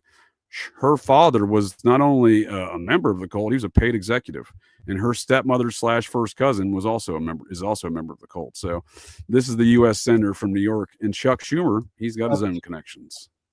So a paid executive, so they have a group and they have a collective running the group that's getting paid overtly. Yeah. They even hired Roger Stone to be a lobbyist at one point. Wow. Oh man. So they're like up and coming Heritage Foundation with some occult groupings. Some creepy ancient alien cargo cult Scientology Thelema belief systems. Yes, sir. Okay. So are you familiar with Bill Clinton? I mean, I'm at least somewhat depth on the breadth of all he's done. Yeah. So I appreciate. I was just being a smart ass. I appreciate the entertaining it though. So his one of his close friends, his BFFs, a fellow by the name of something Mays. I'll get back to you on it. It's not Billy, but he was the first black man appointed to the Arkansas Supreme Court by Bill Clinton when he was the governor. He's a member of the cult, and he was their chief in-house counsel. He got busted in circa 2009, almost lost his law license, or was suspended for a period of time over a racetrack casino deal that he and Jay-Z were doing, and him and Jay-Z got busted for some criminal dealings in that. Jay-Z almost got busted for racketeering. Dude, I think got his law license suspended. Both. Go ahead, please. Yeah, go ahead. I was going to say, sorry to interrupt you. No, please. Go ahead. I'll continue on all day, even unless you stop me. So please go ahead. I know of other, I believe, Republicans, but probably other Democrats too, that have only not even 100 years ago, still with the just recently in the past couple of decades, are scamming the tribes in one way or another on real estate ventures of sorts, and have gotten imprisoned for it. So it's so frequent of an occurrence. No, and they were doing some similar activities, these two, and again, they got busted by the feds for it, and at least it got intervened by the feds. No one got charged, but this dude, I think he had his law license suspended. But it's Richard Leon Mays. He was the second black fellow appointed to the Arkansas Supreme Court, 1979. Richard Leon Mays is his name. He, like I said, he's still alive. Shit. Okay. He's old, but he's a member of NXIVM. Bill got, so when Kirsten Gillibrand, I was in DC at the time. I don't do politics, but I was surrounded by it. When Kirsten Gillibrand took that role in DC as this young senator from New York, U.S. senator out of nowhere, right? Again, out of nowhere, literally. And her father's a paid executive of the cult. Her stepmother / first cousin is also a member of the cult. And so you got the Hillary connection. And then this dude is connected. He's the counsel. And so Bill's getting all sorts of heat from the press for some reason. You can look back in articles at the same time because they got all these connections from different angles to the NXIVM cult. This is before NXIVM became this criminal enterprise to the public, publicly known as much. But nonetheless, they both got heat for these connections at the time.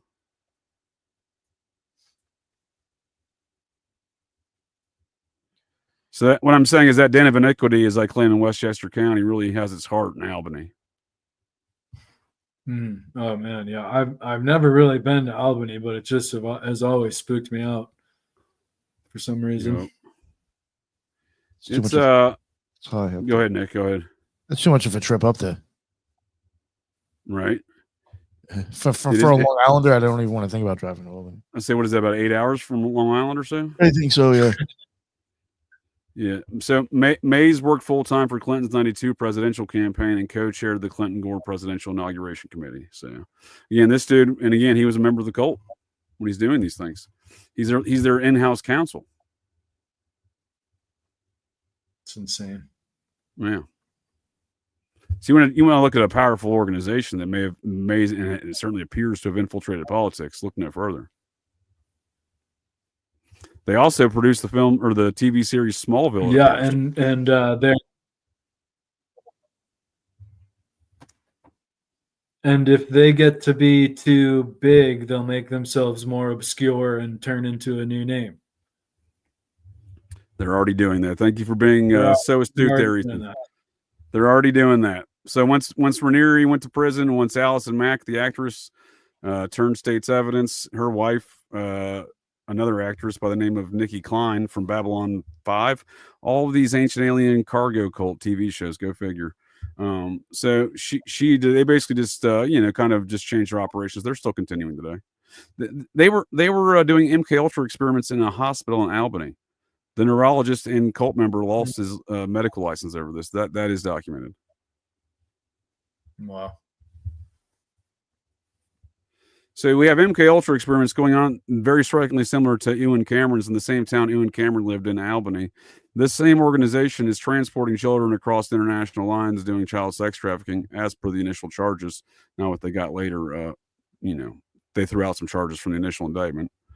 Allison Mack turned state's evidence from Amendment 1. If you looked at the filings that her attorney filed, they filed the standard form in which to be a narc. So there was a lot more to that tale that never got told, swept under the rug, because if you recall that Mexican drug cartel that was doing business with the fundamental Mormons in Mexico back in 2019, where a bunch of women and children got murked. Remember that one? Yeah, I think so, actually. Those Mormon fundamentalists of the Romney-LeBaron compounds down there, Mittens Romney, those women and children, those teenage women were nannies for the NXIVM cult, shipping women and children to and from Albany and Mexico. They had an outpost in Monterey where they were doing MK Ultra experiments there too. It's been my experience that the real criminals like to network like that, like have what these apparent different groups come together and they're both doing the same thing. In this case, it was Mormons and Mexican mafia, if you will. But broadly, they look very different, and you wouldn't think they would associate with each other. But when they're doing, hood rat shit. Yeah. So, yeah, it's straight hood. It's like gangster into bigger dimensions. Yep.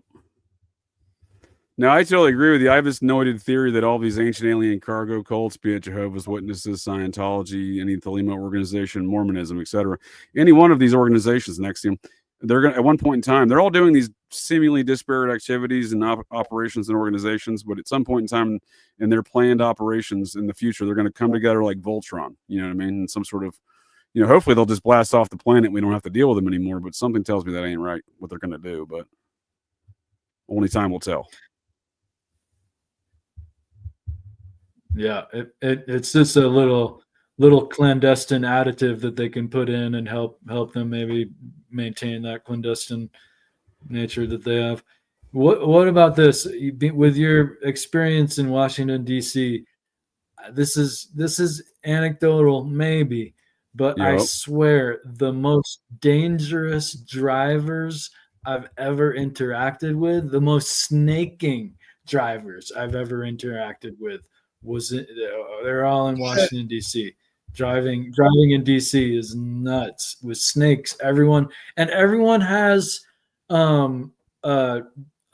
crash and dents on their side, and not everyone, but so many. The frequency is really high because they got snaked and someone didn't see them.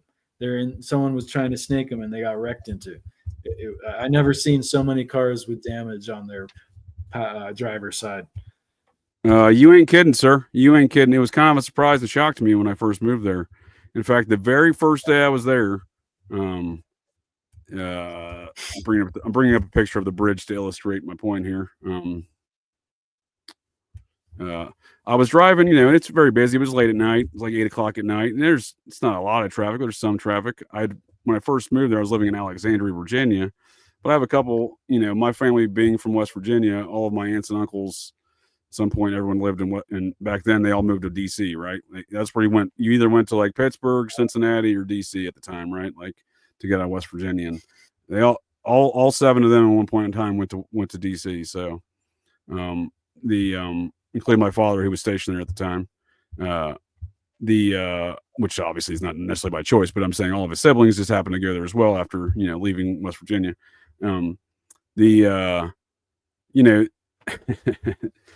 So I'm driving. So I'm going to visit one of my aunts. I'm driving across the bridge, and I'm just picturing this in my head because this was how shocking this was to me when I first encountered this. But I'm going from Alexandria into Maryland on the bridge, and everyone's just slowing down. I'm like, what is going on? Someone's car had died literally in the middle of the 2 lanes on the bridge, like literally right in the middle of the 2 dotted lines right there, and they just left it.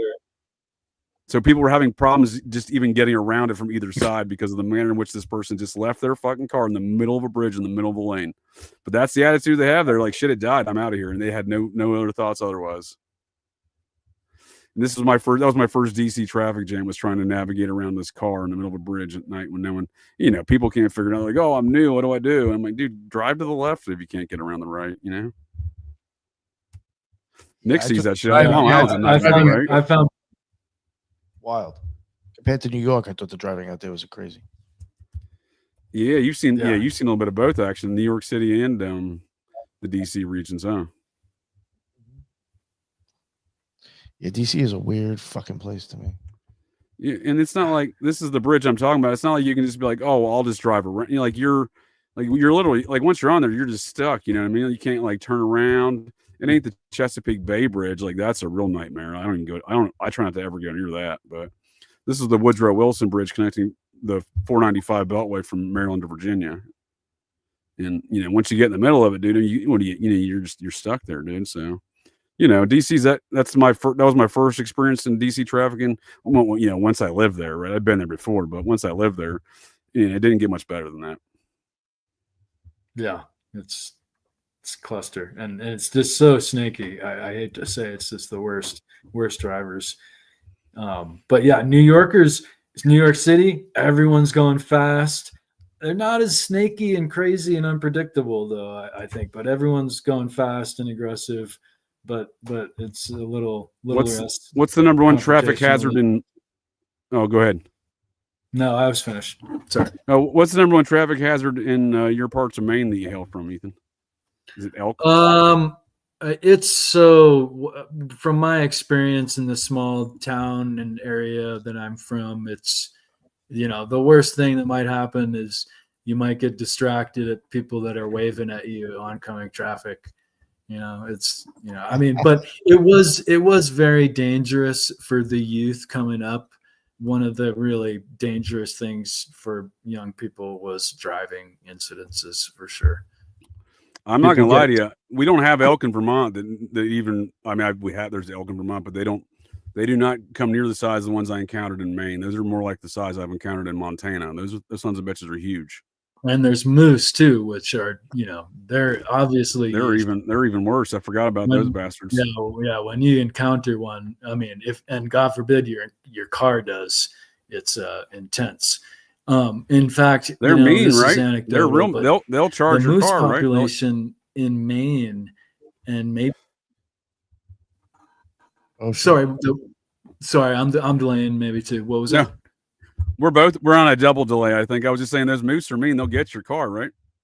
Oh yeah, they're no joke. Yeah, you really. I think people are just so curious that they lose respect of them. But no, you gotta respect the moose, and especially in rutting season, they'll just take people out. But they're massive, and in recent years they've been suffering from the tick inundation so much that they're losing. They can't even eat enough food to feed the amount of parasites on them. So it's crazy. The new, I don't know if it's that the winters aren't killing the ticks or whatever's going on, but there used to not be any problem like that. And now it's a problem for even what should be one of the hardiest animals. Right. No kidding. So as we're approaching 2 hours here, Ethan, I want to say I appreciate your time and all this conversation. You too, Nick, as well, sir. And I just got a couple questions I'd like to run by both of y'all here. And first of all, Ethan, I'd appreciate our conversations on the occult rejects before I get into your books. I appreciate your conversations on the occult rejects and sharing ideas with you there. And I know I don't want to communicate with probably all the occult rejects, outside of shows, but you and I have exchanged a number of messages, and I certainly appreciate those thoughts and ideas we exchanged there as well. So you've shared with me some interesting stories. I want to ask you to share one of those stories, anyone of you perhaps, but what's your favorite show that you've done on the occult rejects that you've participated in? Wow, that's a great one. Gotcha. I don't want to say, but I've been inspired by symbolic studies. I've been inspired by really the input from everyone on a daily basis. And I've really enjoyed kind of hearing concepts I've never really considered or don't consider often, Sure. So hard to say. I mean, everyone, honestly, Nick and I and Lisa and Jen did marijuana presentation. And I tried to, the whole time in planning this presentation was to make it as well put together and well spoken as all the occult rejects. I watched that. I just tried. Well, thank you. I appreciate it. Nick told me about it last week, so I definitely enjoyed that one. I obviously enjoy marijuana, so thank you. Yeah, that one was amazing. You know which one I actually really like? The 4. When you did that, that's actually a topic I've thought about asking you to redo with the other people on the show, because I think that would be really great with everybody. I'm down to, and there's a bunch of other specific.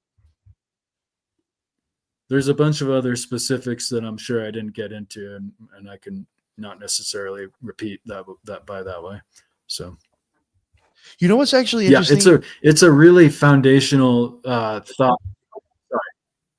No, go ahead. Finish, Ethan. I was just saying it's a foundational thought pattern that really it's not entirely useful, but it's a fantastic base as for consideration of situations or phenomena or anything. It's a great base pattern. There's all kinds of other ways to conceptualize things beyond it, but it's a really fantastic way to have a concrete start. I like it. You got to have a good foundation. I like that. What you've described to me of these principles of this philosophy, I do like it. I would like to participate in a future conversation on the topic. And I wasn't trying to put you on the spot, Ethan. I do apologize if please. No, I don't. No, not at all. I agree with Benjamin Salinas here that it was there's so many tough questions, so many great topics. So it's a fair assessment of the occult reject I've shows. definitely learned a lot of things that I wasn't expecting to learn, even different things and different facets of ways to look at things that I've conceptualized before. So I've been learning a lot and interacting with all the great people. No, I appreciate it. And to your note and to that note there on that Idaho forethoughts, I appreciate that. Pardon me. I appreciate the time I do over there on the Kane Beats the Purge. Kane's a great host over there. Enjoy co-hosting with him on these topics. We were actually over on a different channel today doing a bit of a Abbott and Costello Idaho 4 routine on a True Crime with Dago channel, which I enjoyed that conversation. But to the point of where I'm crafting my thoughts and ideas, it's through sharing these ideas and having these discussions where I've been able to do that in the Idaho 4 case on Kane Beats the Purge. And I do the same thing over there in the Occult Rejects. I've really evolved a lot of my thoughts and a lot of the conversations, just not in discussing my own ideas, but hearing stuff from you, Ethan, and other folks that Nick has over there on there. So I definitely appreciate all those things. Cause again, it's, can rattle around these thoughts and ideas in my own brain hole, but it's getting these ideas out and hearing myself and sharing ideas and hearing what they say to, I do try to craft my thoughts and ideas in a sharper and more digestible format. Right. Yeah. That's what I was trying to be, as good as recent presentations. No, I think you did. You nailed it, man. I definitely enjoyed that. Nice. Yeah. And as insightful, the insight that the rejects are always providing vis-a-vis the different topics is so great too, right? The topics are a learning experience, and then the different input is fantastic. Yeah. You ain't kidding. And as far as, again, as I said, I like exchanging ideas with you, Ethan. It's helped me evolve some of my thoughts on the way I look at some things, just hearing the way you look at some things as well, and exchanging ideas. But I'll tell you another occult reject that I appreciate the exchange of ideas. It's really caused me to consider a few different things differently, and that's the mad scientist herself, Lisa, because she brought the whole idea, the theory of why these German shepherds. Nick and I always talk about why are these German shepherds always the victims of these these rituals.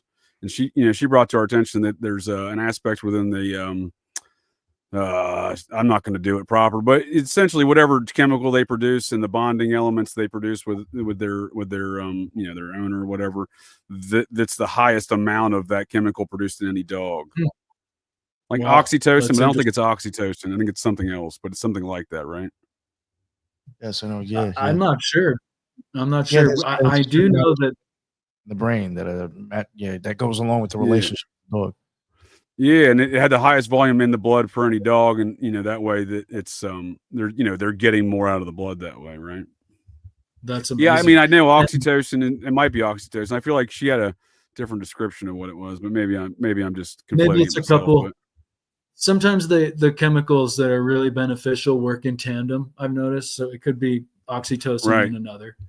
There you go. German shepherds are the most directly related to wolves.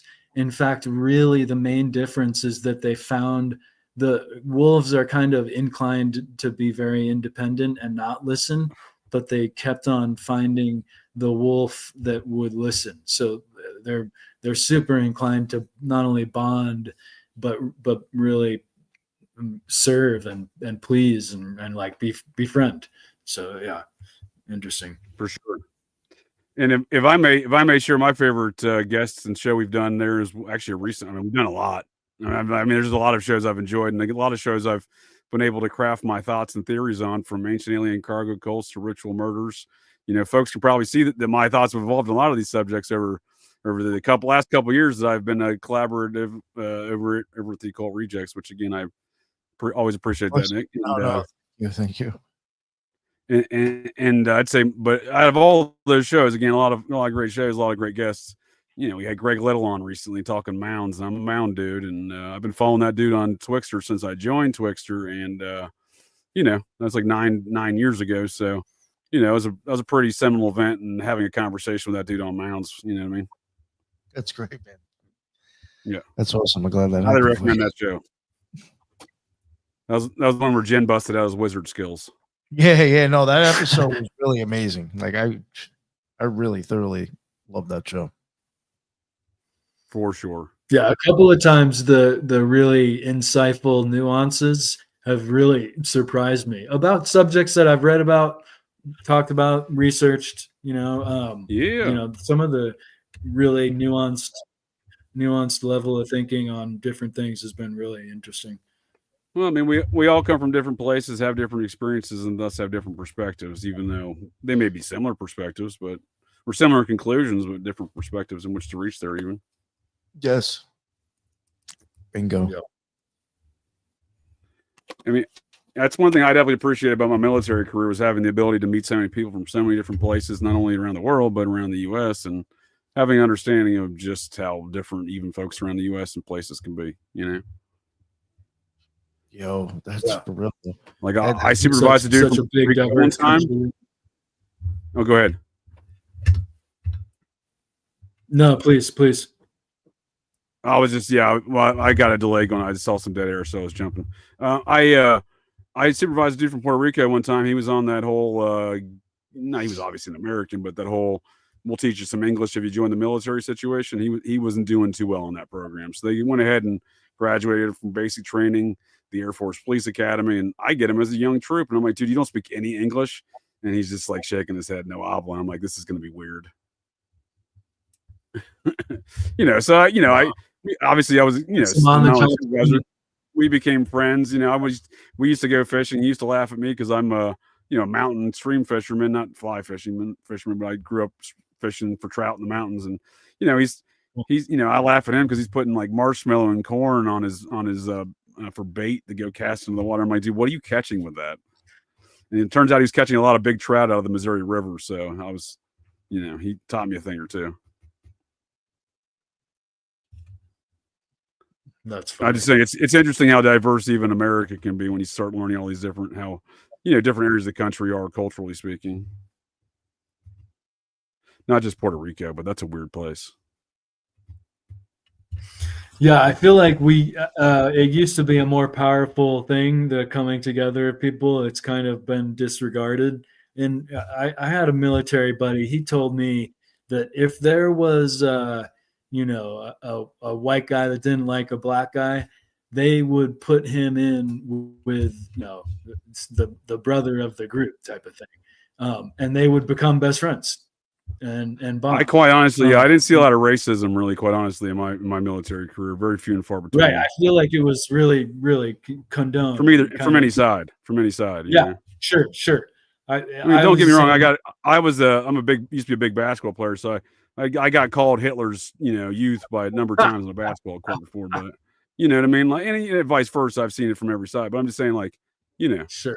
Overwhelmingly, these are not the standard. These are, I never was ever in a situation in the military. I was like, you know what? Everyone around me seems racist, at least outwardly, being a military police officer, you run into a lot of guys that are pretty racist, but, it's not outwardly necessarily is what I'm saying. So there's not a culture of it, but there is obviously, influences of it. Sure.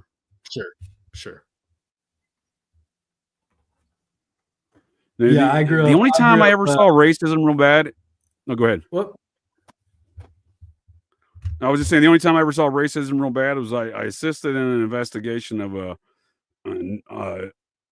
the dude should have died. I mean, it was a attempted murder, but the dude barely pulled through. He was in a coma for like a month. Gnarly. He got beat senseless. He was a Prince Hall Freemason, and he got beat senseless by a bunch of other Prince Hall Freemasons. Whoa, crazy. Yeah.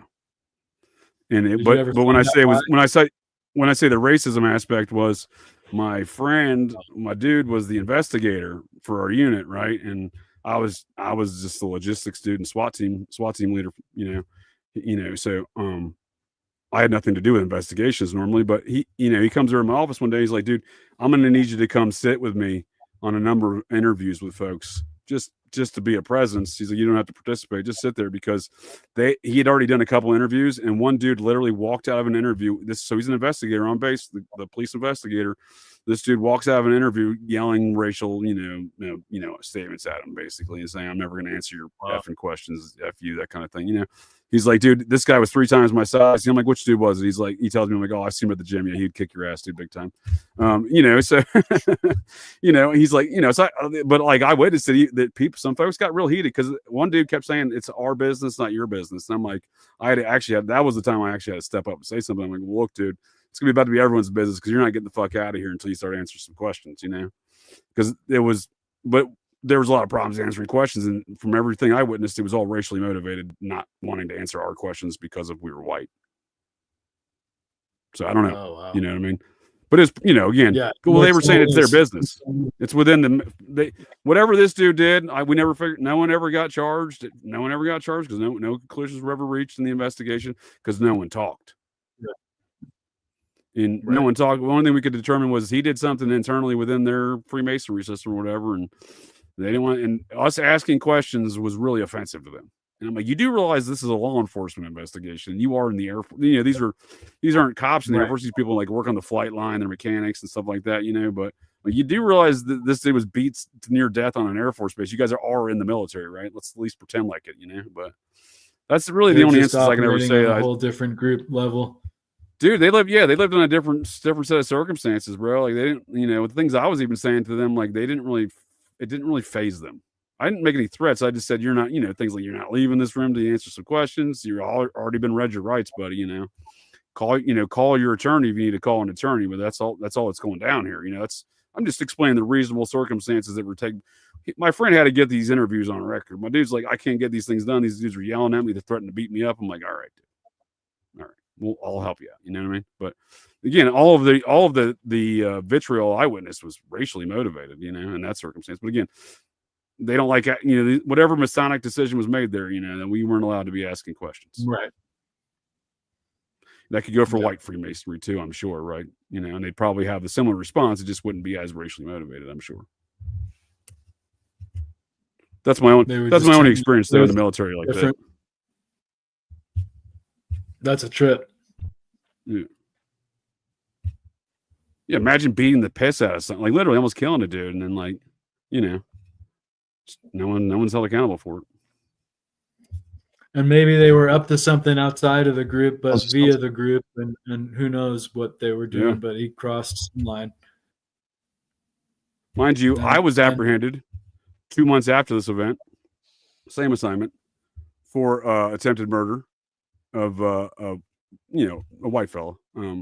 He is a long story, but dude jumped out his own window of his dorms after he sliced his own wrist up with glass he broke from his mirror. This is all determined later, but and when I say jumped out the window, he lived on the first floor, but he did jump through the window of the first floor. He got really drunk beforehand. A long story. Somehow I got pegged on this. I literally got woken up. In my this is in South Korea.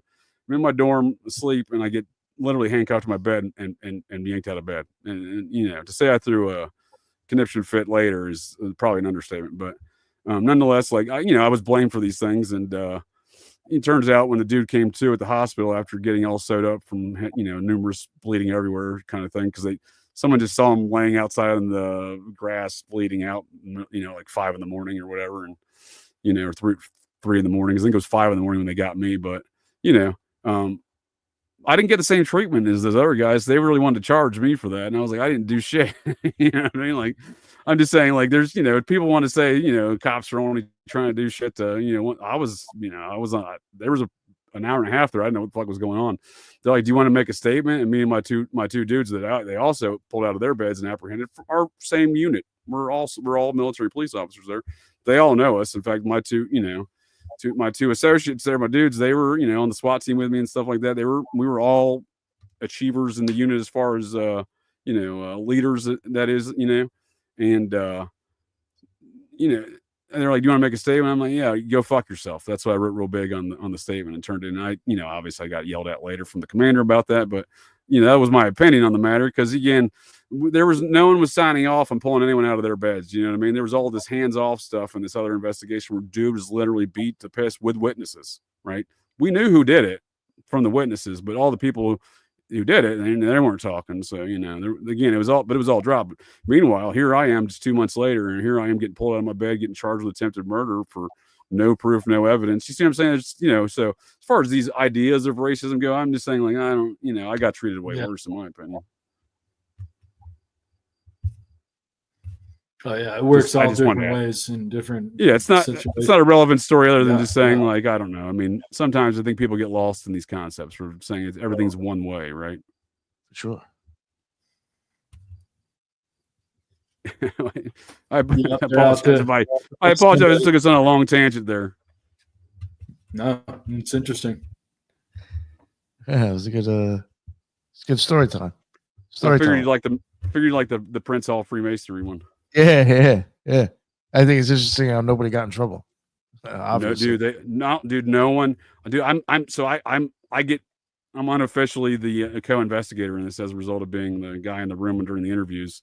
So I'm there when people are explaining like nothing's happening. The base commander's like, look, we're just gonna this is no one's getting charged, you know, going past, etc. You know, there's a bunch of decisions made at higher ranks than me, obviously, but I was in the room when I was, you know, the lead investigator was told us nothing's going to come of this, and I was just like, oh shit, dude. I remember standing there like, how the fuck does no one? Like, I'd been in a lot of trouble already at this point in my career, you know.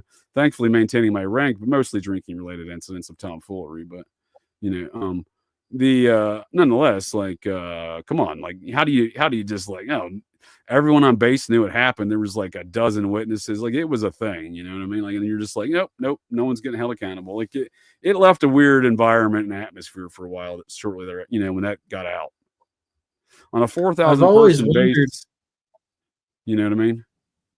Yeah. Where no one's got their families. It's a remote. No one's got their families with them, so it's a tight knit community.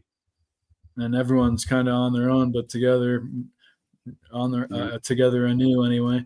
I've always wondered in that sense, like, that's such a gangster thing, like, to get beat up and not tell, right? Like, that's a really actually like enforced situation in prison often. Like, if you know, it's to a certain point, if you get into a fight and you're okay, you don't tell, and that way it doesn't happen again, or it doesn't happen more severely. And so that these Masons have it built into them to do it too. It's so criminal. They had it on lockdown, dude. There was no inclination anyone was ever going to break. In fact, the mere suggestion of us even asking a question was met with outrage. Right. And that's why I had explained to a dude, I'm like, you do realize, dude, and this dude's a master sergeant, and I'm a staff sergeant. And I'm like, you do realize, dude, that we're police officers. You've been read your rights. You need to answer questions and or call an attorney and say you're not going to answer questions. You know, contact the area defense counsel, and you secure defense counsel and officially write down you're not going to answer questions. At that point in time, it was simply a formality for me to help my dude get this stuff on paper. Because again, there was people freaking out about it. You know, people. You know, I just didn't want to see any more turmoil over it, and let alone I wanted to see the matter get resolved. Considering I'd read all the witness statements that later got deleted. You know what I mean? So I was aware, you know what I mean? So like most of the base didn't really know what went on there, right? Much like things. So when I see police cover-ups today, like the Idaho 4 case, I understand. I have an innate understanding of how these things operate because I've seen it. Maybe familiar with the case out of I won't say a lot. You may be familiar with the case out of Michigan a number of years back. It was an infamous kind of case that was blown up in the media. It was the Michigan Selfridge Air National Guard and Air Force Reserve Base where a handicapped fella drove through the gate just because he got lost, and the military police officers at the gate immediately opened fire. Became a big issue and lawsuit because they murked that dude pretty quick. At least someone trained them well, at least. You know what I mean? So, you know, I saw how that whole thing went down. And I'm just saying there's been a number of incidents I personally witnessed from. It's like, all right, well, this is ridiculous. You know, I see how these things work. And, you know, these kind of, you know, in that incident with the Prince Hall Freemasons, well, I don't know who the top Prince Hall dude was on base. I had a couple friends from the basketball courts and whatnot, you know, and the gym that had explained to me that I just, you know, at a certain point, we were halfway through those investigations and I needed to just call it a day. You know, that's the one you just need to call it a day, JJ. I'm like, I don't know what that means, bud. You know what I mean? So no one wanted any, like the whole thing, like someone was calling the shots behind the scenes there. you know, with it, and again, everyone kept their mouth shut. The base leadership of Ultimate was just like, it's gotten weird for us, and you know, maybe they were white Masons. I don't know how these Mason things work, but you know, so I don't know. I just watching all that goes down just provided me a very unique perspective on how some things get covered up. Because I could see the whole base in this tiny community not know anything about the details. And the story we get is not the whole story. Exactly, and the story they got now is not the whole story, and how it affected them. Because again, it got weird around a 4,000 person remote base because everyone knew this dude almost fucking died. I mean, it was no secret. Well, and everyone, you know, a dozen people see it. They tell a dozen people. They tell a dozen people. Right? Suddenly, the entire town knows. Like Moscow, Idaho, one morning back in November 2022. When suddenly folks start texting everybody between the hours of like 4 and 7, well, I assure you by 8:30, that entire town would have fucking known. And in the same regard, they now see the outcome of the results of that case, and I'm sure they have experienced a similar atmosphere amongst some of those townsfolk that we experienced on that base. Because this dude, again, you know, in the middle of the summer night in plain view of lots of people, they had no problem picking up a huge trash can and beating the dude's skull in on the sidewalk. This is after he had numerous broken ribs and everything else. So this is the level of they didn't give a fuck I'm talking about, right? There was no concern of being held accountable there. But it certainly, that air of lack of accountability, it hit home, I assure you, across the entire base. And on that same note, dude, sure. They try to fry me, dude. They try to fry me months earlier to this. I broke a dude's leg in an amateur soccer match. And we played. I was on the base team. I was the defensive captain. And we played in a local amateur soccer league around Korea as well. You know, I inadvertently broke a dude's leg in a clearly legal slide tackle. Nonetheless, dude, they try to make an international incident out of that. Meanwhile, dude's face got stomped in by a trash can in full view of a lot of people, and they're like, no, we're not even doing nothing about this. So you understand the injustice I was seeing within this short period of time in my life. It left a lasting impression, but I figured Nick would enjoy the Prince Hall Freemasonry. Yes. What are your thoughts on cover-ups? You used to do some PI work there in your earlier days, Ethan. That was the one story I wanted to ask you on this long tangent of trying to land this here show that I appreciate both your gents' times. I've enjoyed some of your tales you've shared about the PI times you've done. Yeah. Before your days of being an author, philosopher here, sir, you were doing some PI work in Boston. I find that very intriguing. I was inspired to get the PI experience because I wanted to be an author of, the next great detective novel, as I said, which I still might have in me. We'll see. I guess I put off writing fiction so much that it hasn't happened yet. Although I've written a couple fiction works, I tend to focus on nonfiction philosophy. But it was very interesting. I mean, it's a very you have to be a little amoral. It's kind of you're crossing the gray line of what's right and wrong, if you will. But I found it was most frequently, at least at my level, although they did have some more interesting operations and clients. The level that I dealt with was cheating spouses and cheating insurance. Domestic issues. Yeah, and the insurance frauds was a big thing too. So it was all in all, very typical work that I did. It was interesting talking with authorities, because you're in, at least in the state I was in, Massachusetts. I think the rule, I don't know how law it is, but the idea, if you were a PI, was that you were supposed to inform the local police that you were doing so and contracted to do so, and you would be at a certain space at a certain time. And that way, if they got any calls, they would, say, "Oh yeah, we'll check on it," or "Oh yeah," very, they knew what was going on. So sometimes we would do that, and sometimes we wouldn't, or sometimes I was told not to, rather. So that that sometimes would put you in different spots to where like Some you're in a place precarious thinking nothing's circumstances. going on.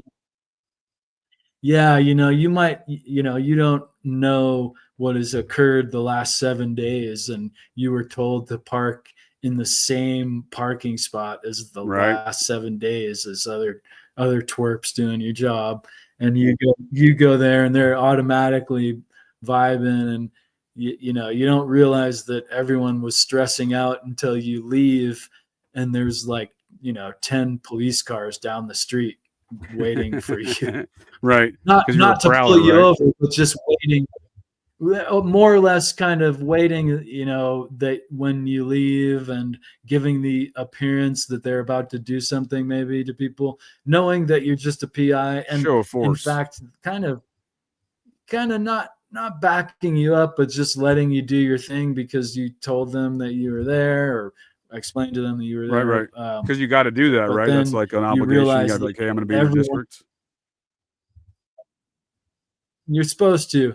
And then realizing on your way out by seeing all them that every neighbor must have been talking about you, and everyone that walked by you was actually checking you out and not just walking by. And a lot of Karens calling it in, right? It was interesting. Oh yeah, Karens galore, of course. I have a kind of a soft personality, unsuspecting appearance. So it was. People weren't necessarily, confrontational with me automatically, but yeah, there was some precarious situations. You don't look like a Marine with a mohawk, right? And yeah, yeah, no, I think people were, more. I didn't fit the bill. You know what I mean? They didn't think the last thing they thought was that I was a private detective. They more thought I was, dealing marijuana or something.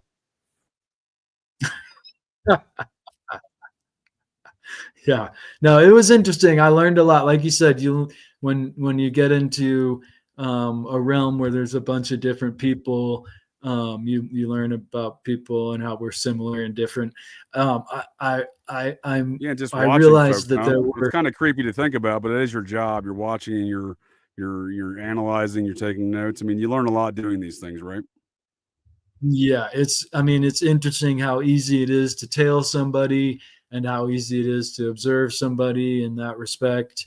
People don't pay much attention, do they? It's borderline, very, very borderline.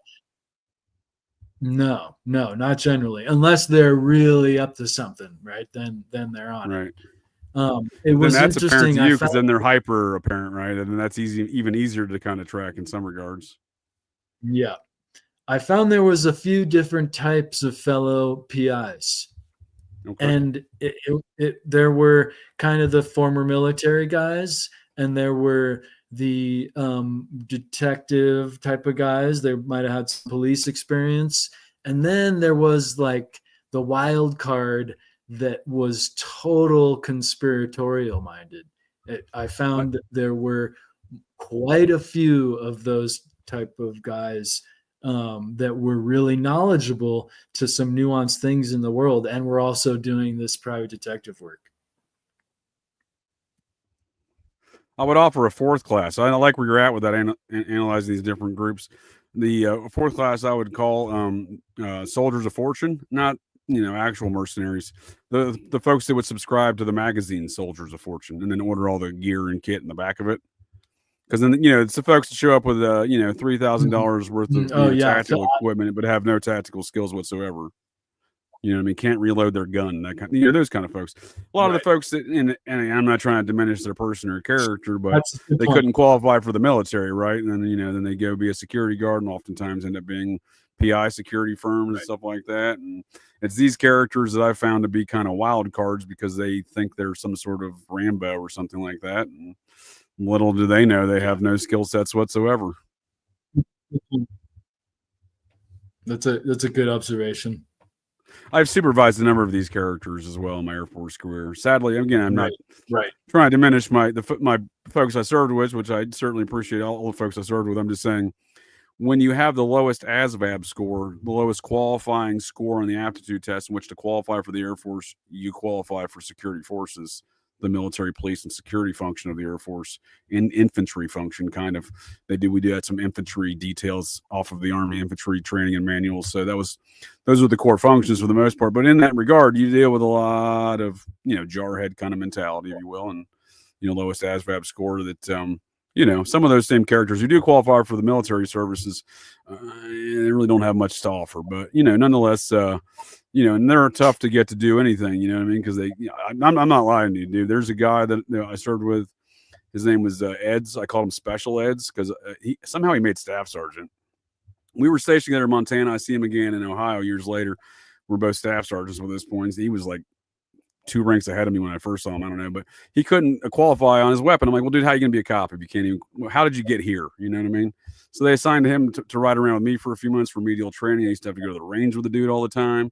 He just couldn't get it, dude. I don't know what was going on in the dude's life. You can't hit a target from 10 meters away, bud. What's going on in life? I mean, not the circle, just hit the target. You know what I mean? So this is what I mean by no skill sets. Them no skill sets that are applicable to the circumstances in which they're trying to accomplish, right? So I'm just saying, that would offer that as another. He's the last I'd seen him. He was the head of security of TSA at the Dayton airport. So it's it's kind of the people I think that go into the TSA kind of activities too. These, the same kind of components you outlaid of the private investigation and security industry. I would say that TSA kind of falls within that kind of same dynamics as well. Yeah, sure. But if you wonder why TSA can't find anything at security checkpoints, well, at least at the Dayton airport for a while, the head of security there, I mean, he couldn't hit the broadside of a barn from 10 meters away with a pistol, dude. I mean, what else is he going to, if he can't hit that, what's he finding any kind of baggage or, whatnot? I'm not kidding. They end up discharging this dude just because he couldn't qualify for his job. And I was like, I kind of felt bad, but it wasn't my failures at all. I mean, again, dude, I've never seen anyone shoot so bad. Tried. And he'd been in longer than me and technically outranked me in time and like grade and service and whatnot. So it wasn't a factor of that. He'd had enough time. I mean, I don't know how he got that far. You know what I mean? And you think you'd be able to, I mean, I'm not a well-practiced shooter, but you think you'd be able to adjust your shot with more practice. That's what I'm saying, dude.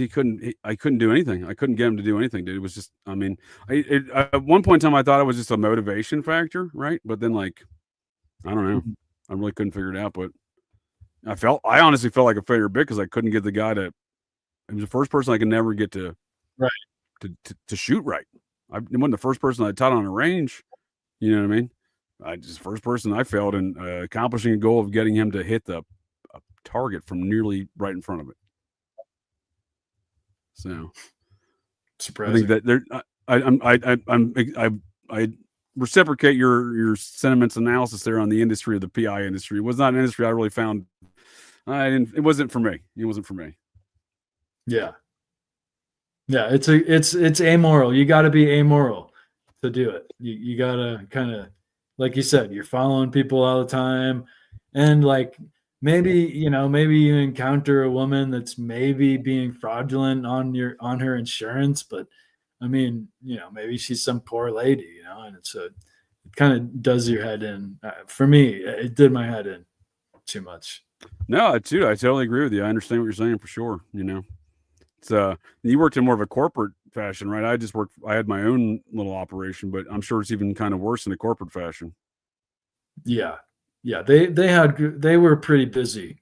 So and definitely must have had corporate accounts with the insurance companies. Yeah. So yeah, it was probably that maybe they were cheating, maybe they weren't. I don't know, but like they're probably broke. Some of them were just outright cheats. Nice house, not not being honest. Like that's not cool. But some of them are like, some poor lady in the ghetto. It's just like, oh God, like I don't want to do this. Right. No, I hear you, man. I hear you. Yeah. That was the last draw. That was the last draw. I was supposed to film some poor woman in this really ghetto part of Boston that was supposedly ripping off the insurance. And I was like, I can't. What? No. She maybe had been, but I don't know. It just seemed to me like I just can't go around working for insurance companies. I know they're awful, and maybe some of these people are too, but I know the insurance company is awful.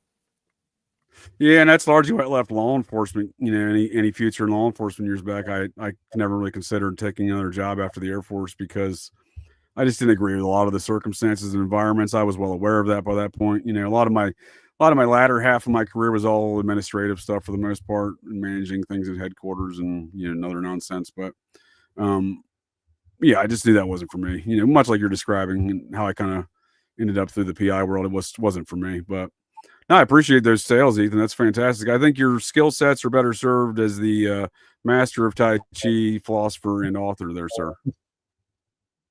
Appreciate that. Yeah. That's sure. It's been fun to share ideas as always. Well, before we bring this in for Landon here, fellas, and I'd like to pass it back over to Ethan for some any closing comments in our discussion. But Nick, I'd like to ask you first, sir. What's your favorite Occult Reject show that Ethan and I guess and myself has participated in? Because again, I definitely appreciate the team you've compiled over there. I think it's a very unique dynamic you've achieved. I am putting you on the spot, though. Ethan, with Ethan's show, it's pretty much the same answer that he said and what I said.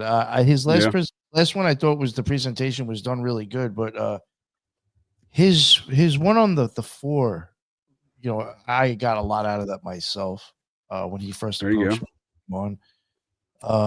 And well, actually, the first one he came on was the Patriot, and the other stuff in the 4. I think he might have came on like the second time. I got a lot out of that, and I had even said I would like to revisit that again with other Occult Rejects. So dope. Thanks, Nick. You did say that. Perhaps I can add one caveat. Has Ethan ever had a Jen the Wizard style moment there where he's, to like much where Greg Little was like, oh man, this is wild stuff.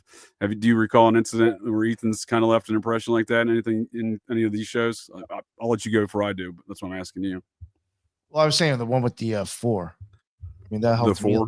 Yeah. Well, yeah, we're getting on like the whole 4 thing. Looking at it, it kind of helped me like kind of bring other ideas that I had. And can you rehash this as the general philosophy of those 4 concepts of nature, right? Absolutely. Well, it can kind of be anything in a sense, and that's partly why at first it seems too simple to be useful, but in fact it's broadly useful. But one of the ways you can look at it is the Tai Chi symbol, or what we know as the yin yang. It is kind of a bad name for it because it has more than the overt 2 parts. It's got the 2 swirls and then the 2 dots within the dot within each swirl is also a considered part. So there are major and minor yin and yang. But it's interesting. All of mathematics is based on the 4 operations of arithmetic.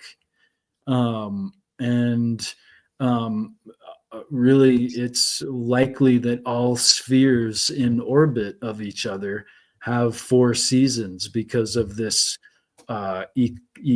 equinox and solstice naturally occurring orbit of the spheres. It really is a useful concept. Another mathematical but also philosophical way to begin to use it as a observational tool is called the tetralemma, and it is represented by A or B or AB or X. So this kind of is illustrated in the Hegelian dialectic of thesis, antithesis, and synthesis. Excuse my lisp. And the 4th aspect I call nullisis. But it's really an interesting formula to kind of observe many different situations, and leads to the 8 too, as Nick mentions here, in the sense that, or one sense that you have the yin yang symbol of those two main elements, but really the 4 parts in total, which is often depicted surrounded by the 8 elements of the Bagua. Just one of the many iterations of this 4 and 8, but the 4 is a really powerful tool. In fact, quite a bit of my book is readable online for free without having to buy it, and many of my articles. So it's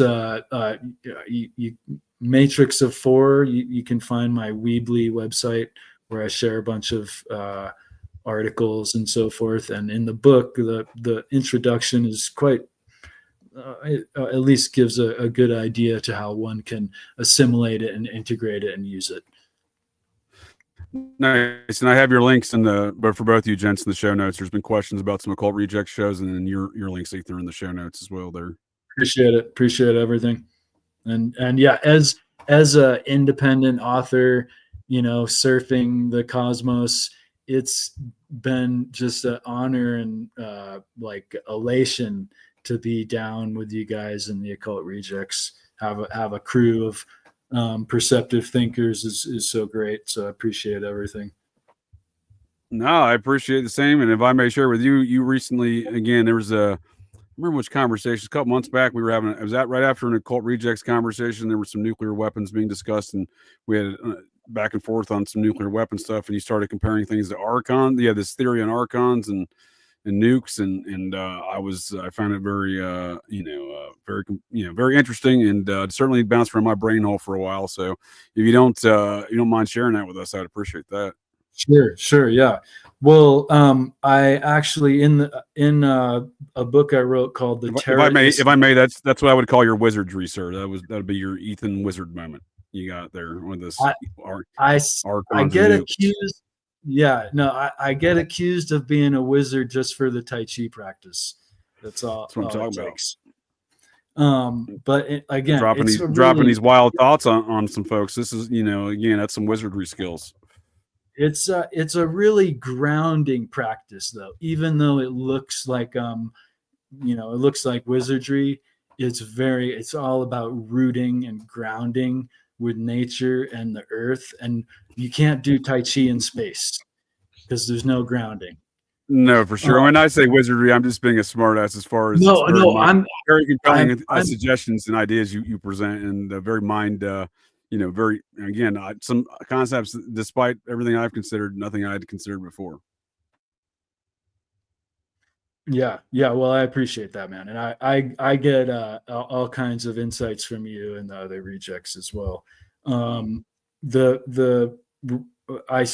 put this idea into the Terraist letters, not terror, but terra, like tierra, like earth. The idea of the Archon, it literally means governor, controller, the arc leader. But from the Gnostics, it means there's a few inferences that we can gather from what the Gnostics took to be the Archons, that they are from this solar system and do not like humans. And they're, I think, I allegorize them as being like parasites, having a very parasitic, metaphysical, parasitic activity, right? And in fact, if you look at some of the Vedic literature, they don't use the very idea of Archons, rather, of course, but they do have this idea that there is a being inside of our head that is about the size of the tip of our thumb that is controlling our actions and so forth. And of course, the riddle in that is that it's actually you. The thumb is you, the head is you, it's all you. But I think the suggestion in there is one of influence, whether it's physical parasite or metaphysical parasite, or even parasitic ideas that we might hold and so forth. But the idea with Archons is that, they came to Earth and don't like humans and steer us to fight each other. They don't actually do anything. They're not capable. What do they look like? They're perhaps. Is that an Archon? This is the result of an archontic infection. My character he's been possessed by Archons. I see. The character in that book suggests that there's two different main types of archontic infection. One that makes you aggressive and fat, and the other makes you passive and skinny. So that's not necessarily true, but the character in the book supposes this. Whether he's right or wrong is to be argued. It's more of a a concept, but I think in relation to that, I allegorize the archontic infection of the mind as similar to the physical infection of the body via toxoplasmosis gondii. Toxoplasmosis gondii is a cat and rat infection. Its life cycle takes place in feline stomachs. It's really dependent on that, but it seeks out mice or rats who are influenced in behavior, and they become more of essentially they become risk takers, and their biggest fear becomes an attraction, and their biggest fear is the smell of cat and cat urine. And instead, those infected with toxoplasmosis, they bow to they seek out the cat. And then the life cycle. They're possessed, kind of, right? It's almost like a possession, right? It's a behavioral modifying parasite, and there are many of these in nature. Not so many that are looked at in humans, but toxoplasmosis has been looked at. In fact, it's like the main thing a pregnant woman might be concerned with is being around cats because of toxo. What'd you call it? Toxoplasmosis gondii? Actually, that's right. Yep. No relation to Mahatma Gandhi. Gandhi is the.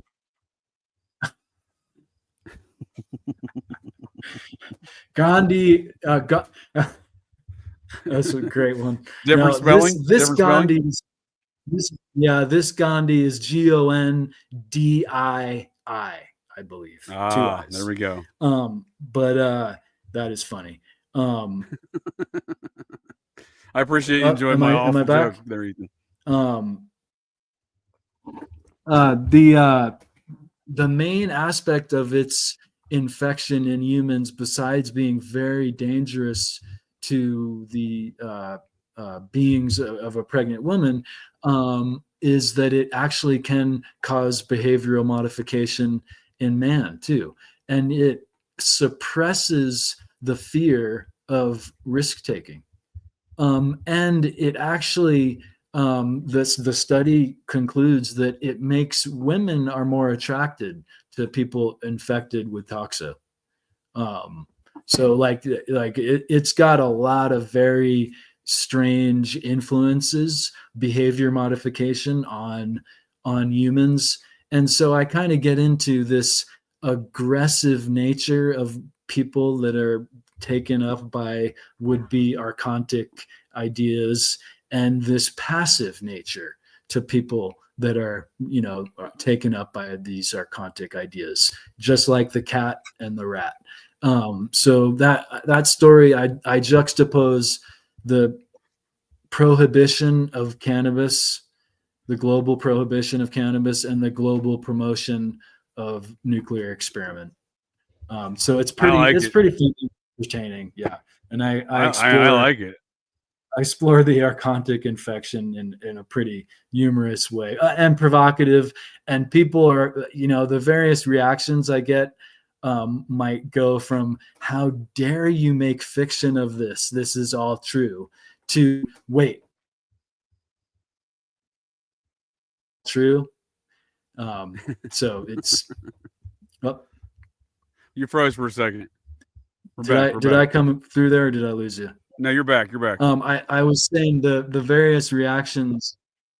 The various reactions I might get vary from "How dare you make this into fiction? This is true, and you need to put this in nonfiction," all the way to "Is this real?"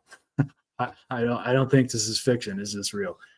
So it's entertaining, provocative kind of juxtaposition of these very global kind of situations. No, for sure. I enjoy those. Like I said, it's very mind provoking thoughts you present there in that theory, and I certainly enjoyed it myself. The wizard. You know what? If I can toot my own horn, Jim Mars, R.I.P. He gave me a review for the terrorist letters. There you go. And he communicated with me essentially the same thing. He said, "Ethan, you may not be too far off. This may be more true than fiction, essentially." And this guy, he not only did he research JFK, but he researched the UFO phenomenon and had the best-selling book on that for decades. And Parapolitics, the Nazis, the rise of the Fourth Reich. He did a number of good books. I've read a lot of Jim Mars. Yeah, that's a great accolade. You should mention that. That's a great accolade, Ethan. Yeah, exceptional researcher and a veteran. He was a veteran. Yes, sir. Which in the end severely impacted him, I believe. Yep. As it does many. And I do salute all those folks' service, even the ones I was saying earlier may not have the mental capacity to accomplish a lot of things. Like my cohort special eds, they're stopped by the local Dayton TSA to say hello. No, I appreciate both your gents' times. Any last statements there, Nick, before we call her a night here on Fridays? No. Check out the Occult Rejects, BitChute, Rumble, YouTube, and all major podcasts. And Ethan, sir, any last statements before we call her in? Well, I love you guys. I appreciate being included in such perceptive minds. So I just thank you again for including me in all these wonderful things. I just saw a note from Headless. He says Jim Mars was a Scientologist. That's correct. So there you go. There's always a cult reject that knows more. All right. Well, I appreciate both your gents' times and the folks of the interwebs as well. Hope you enjoyed the Fridays. And Ethan, we'll certainly have you back in the future. And I look forward to future Occult Reject shows. And if folks of the interwebs want to check out tales of my old stalker turned multi-state homicidal maniac, serial killer, hypnotist controlled maniac, perhaps mind-controlled assassin, Buffalo Jared, please tune in to Operation GCD Sundays at 8 p.m. Eastern Time. And on that note, thank you all, and thanks, folks, to the interwebs. Well, that's it. That's the show here, folks. So the next time you're out on the town, visiting your local watering holes, or perhaps just meandering around, and you hear the unmistakable sounds of metal clanking, and you spot signs of a disturbance, but check your six. Look in that garbage can, 'cause you never can tell. The GCDs may be loose in your town.